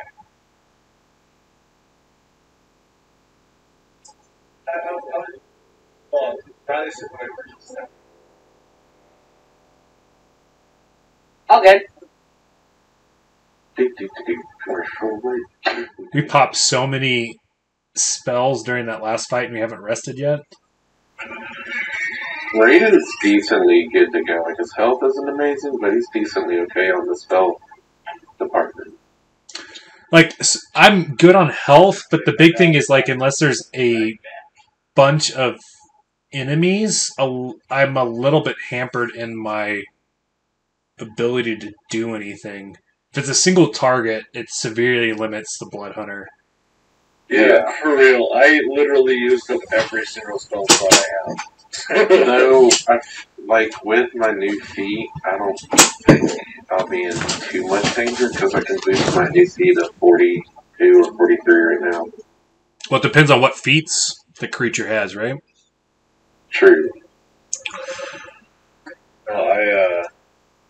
I mean, as far as, like, Zafriel's ability right now after that fight, Zafriel is a barbarian surgeon at this point. Yeah. That's scary. Like, honestly, what we were kind of talking about meta-wise is that, like, Windshire is potentially in danger right now, and we have no way of getting back there except with the help of Raiden, like, with the use of the staff. So, like... I think he's gone. Oh. Yeah, I think my best bet is to ask English, like, as Raiden, if he would assist him in going to Windshire. Because that's my first thought, is if he teleports, that's maybe a place, because we told them about it. We told them all that we did there. So I feel like that would be a potential first target. Yeah, because, like that was one of our only gambling tips that wouldn't give away too much, and we definitely revealed that. Like, yeah, I hate worried about his people. I hate splitting the party, but, like, in this situation, I don't know what else we can do. Yeah, at least just to check up on it, and then Raiden and Ingles can come back. This is kind of why I was trying to have Mhox stay behind originally. Is like, we went balls deep into, like, the Celestial Plane plan without, like, thinking about any repercussions behind us. Yeah, that's Raiden is definitely feeling like a piece of shit right now.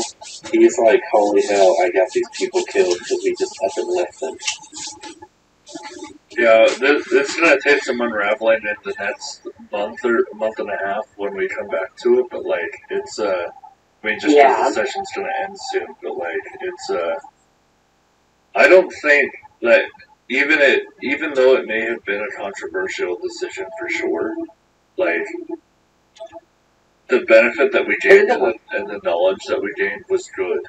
So, like, Yeah. this may be the consequence of that action, but, like, I think we still made the correct decision. I mean, yeah. Agreed. It's just, I agree, but Raiden, just as a character, feels like he's kind of responsible in regard to the mishap. Yeah, as far as Zavro Yeah. is concerned, he feels guilt for not being here to protect the souls that were lost because of our absence, but also, like, that guilt is kind of triumphed by the amount of resolve that has been added to his already incredible resolve. True. Yeah. Can we wait 4 hours before we visit Goldshire? I need to go there for my Druid Grove and to check. But I need to meditate for 4 hours. I would say Raiden doesn't want to wait. Just personally, Raiden doesn't want to wait. Yeah, I think we're waiting to see how this plays out once Colton gets back to see if we split the party and kind of roll that way, or if we go all together. Nice. Okay. What did I miss? Alright. Just meditate on this all. Okay, so we're gonna as Zachary gets out the order, what do y'all want to do in this moment? I think Raiden would like to go to Windshire if he has somebody to go with him, just because he's worried that that's where a potential target could be that he's heading towards. Just given that our only big bargaining chip was telling him about Windshire and what we did. And that could be fuel, they already tried to make, like, Radagast to rid the people there.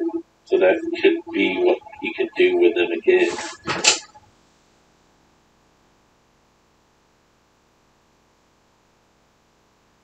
Okay, so the way you phrased that, as if it was to be the DM, but that sounds like something you should have players. Well, yeah, that's kind of basically what he tells. Oh, okay. Okay. Like, he'll bring that up to the party as well. That's how I kind of meant to say. Quick meta question before Mox makes his decision.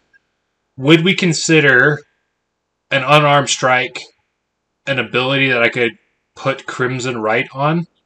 It says imbue a weapon, so like imbuing my fists, or would it be an actual weapon? I think in this case it would probably be did you have an idea, Brian? Well, so what I'm contemplating is if I were to go with Raiden, I would put my tridents in the ground next to where they built up their triage so that it would warn them of any incoming attackers, and then go with Raiden with my crossbow and my fists, sort of thing. But I don't want to do that if I can't empower the unarmed strike, because I will be severely hampered as far as damage output if I... Yeah, I was going to say, like, I would allow it, but, like, unless you're a monk, doing an unarmed strike is, like, not potent. I think it's 1 plus your strength modifier. I don't know if you can give that to another person, but that would work, because technically Raiden's gauntlets are weapons. Well, technically it's a magic item, I assume that's attuned to you. So, like, you could leave it and the effects could still happen. Well, I have to be holding the weapon, so that's the other thing, is I have to be holding it the entire duration. If you're wearing a fist weapon, that counts as a weapon. Sure. Gotcha. Yeah, okay. So Mox won't do that then, and he will stay behind. Because if I left the trident of warning, I don't have anything to imbue. Because it has to be a melee weapon. Zapriel kind of speaks up here. Okay. Raiden, I agree. We need to check on the status of Windshire, but you cannot go alone. I need Fia here in case the Grave Bones wakes up, and I need Troxy for her surveillance ability. Endless, are you able to go? Yes, of course. Hell yeah. And Raiden puts out his hand to do the secret handshake. Nice. That's called that. It's been a while since. No, I keep forgetting I have that feat.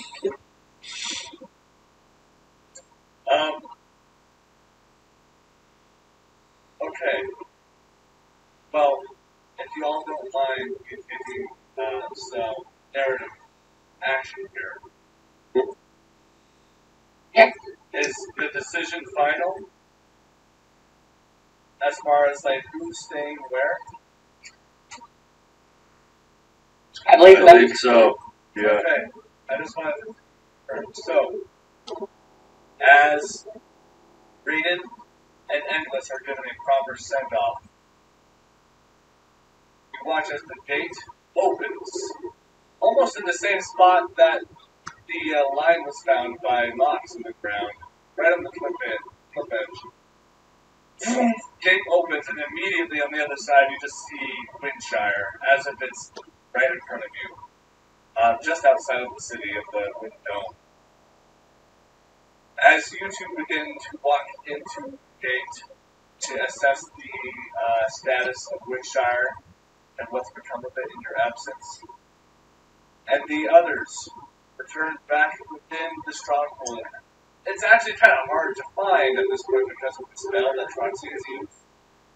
But for filling up the wall and whatnot, you're able to get inside and start to assess. Oh, they can see inside. Oh, okay. It's alley friendly. Sorry. Oh, okay. I'm sorry. No, it's okay. As you guys make your way inside, a heavy bone is put on. Great bones to be laid down upon as the three healers begin to prep for whatever this could be. The camera will start to pan away from it. And as it pans into the middle of two walls, it pans over, and we see Raiden and Endless stepping out into Windshire. I have a quick question I may have missed. Raiden mentioned using something to get Wade lock up since they just died. Did you end up doing that, Raiden? Oh, yeah, I was going to see about doing Revivify if they had just recently died because they were gasping and all that. Technically, lock and key would be applicable, yeah, for sure. Okay, could I do that for the two of them? I will allow one casting free, but technically, Revivify has a diamond component that needs to be worth a certain amount. So, I will allow it for one casting, but the two, you have to have it, it should have to have diamond component. Okay, I'll just do the one unlock. Okay. Great. Well, then we will add Locke to the infirmary room where the Grey Bones is. Because he's brought back from life, he's still feeling a little, not so rough, and is currently unconscious. But as we see the camera pan past in the same motion that we see Endless and Raiden arriving at Windshire. Although it's seeming fine, you haven't entered, and it continues to pass and pan over until it runs into a tree and our location changes. You see what can only be described as a plain interrogation. You see that there seems to be a fixture that is pouring light from above, but much like in a 1950s sort of way, it is swinging. And as the spotlight that's being created from the swinging fixture, you see every once in a while the bloodied, bruised, the itching, and the manic behavior of A1 Burns, currently cuffed down to the table, iron manacles, just like looking very fidgety, more than normal. And from an unseen spot, as we look upon Burns, you hear, "So tell me this, Worms. You're telling me you've done all the research, or at least what was important, but not the factory, is this correct?" And this is a voice that sounds very familiar to a lot of Belgians. As Worms instantly winces as if he was going to be attacked from something off the screen. Okay, I'm sorry. I'm really trying to do my best. I'm really trying to do my best. And they took the phylactery. I know who has it. Yeah, I know who has it. And a hand extends out with extreme speed on the frail pen needle of a neck that Worms has, as he starting to breathe. And you hear the voice say out again. And how are you going to get this back for me? The camera starts to turn when the shadow being projected off of the light from above. You see a spine like protrusion come off of the arm that is strangling Worms, and it sinks instantly through his chest, protruding out the side of the other of his back. And you hear him yell out, "Ah!" You just start to hear gurgling and spit and bile being barfed up, and the shadow of this figure begins to mutate and grow as the arm is pulled out of the chest with the blood and sinew slightly being attached to it as a beast. The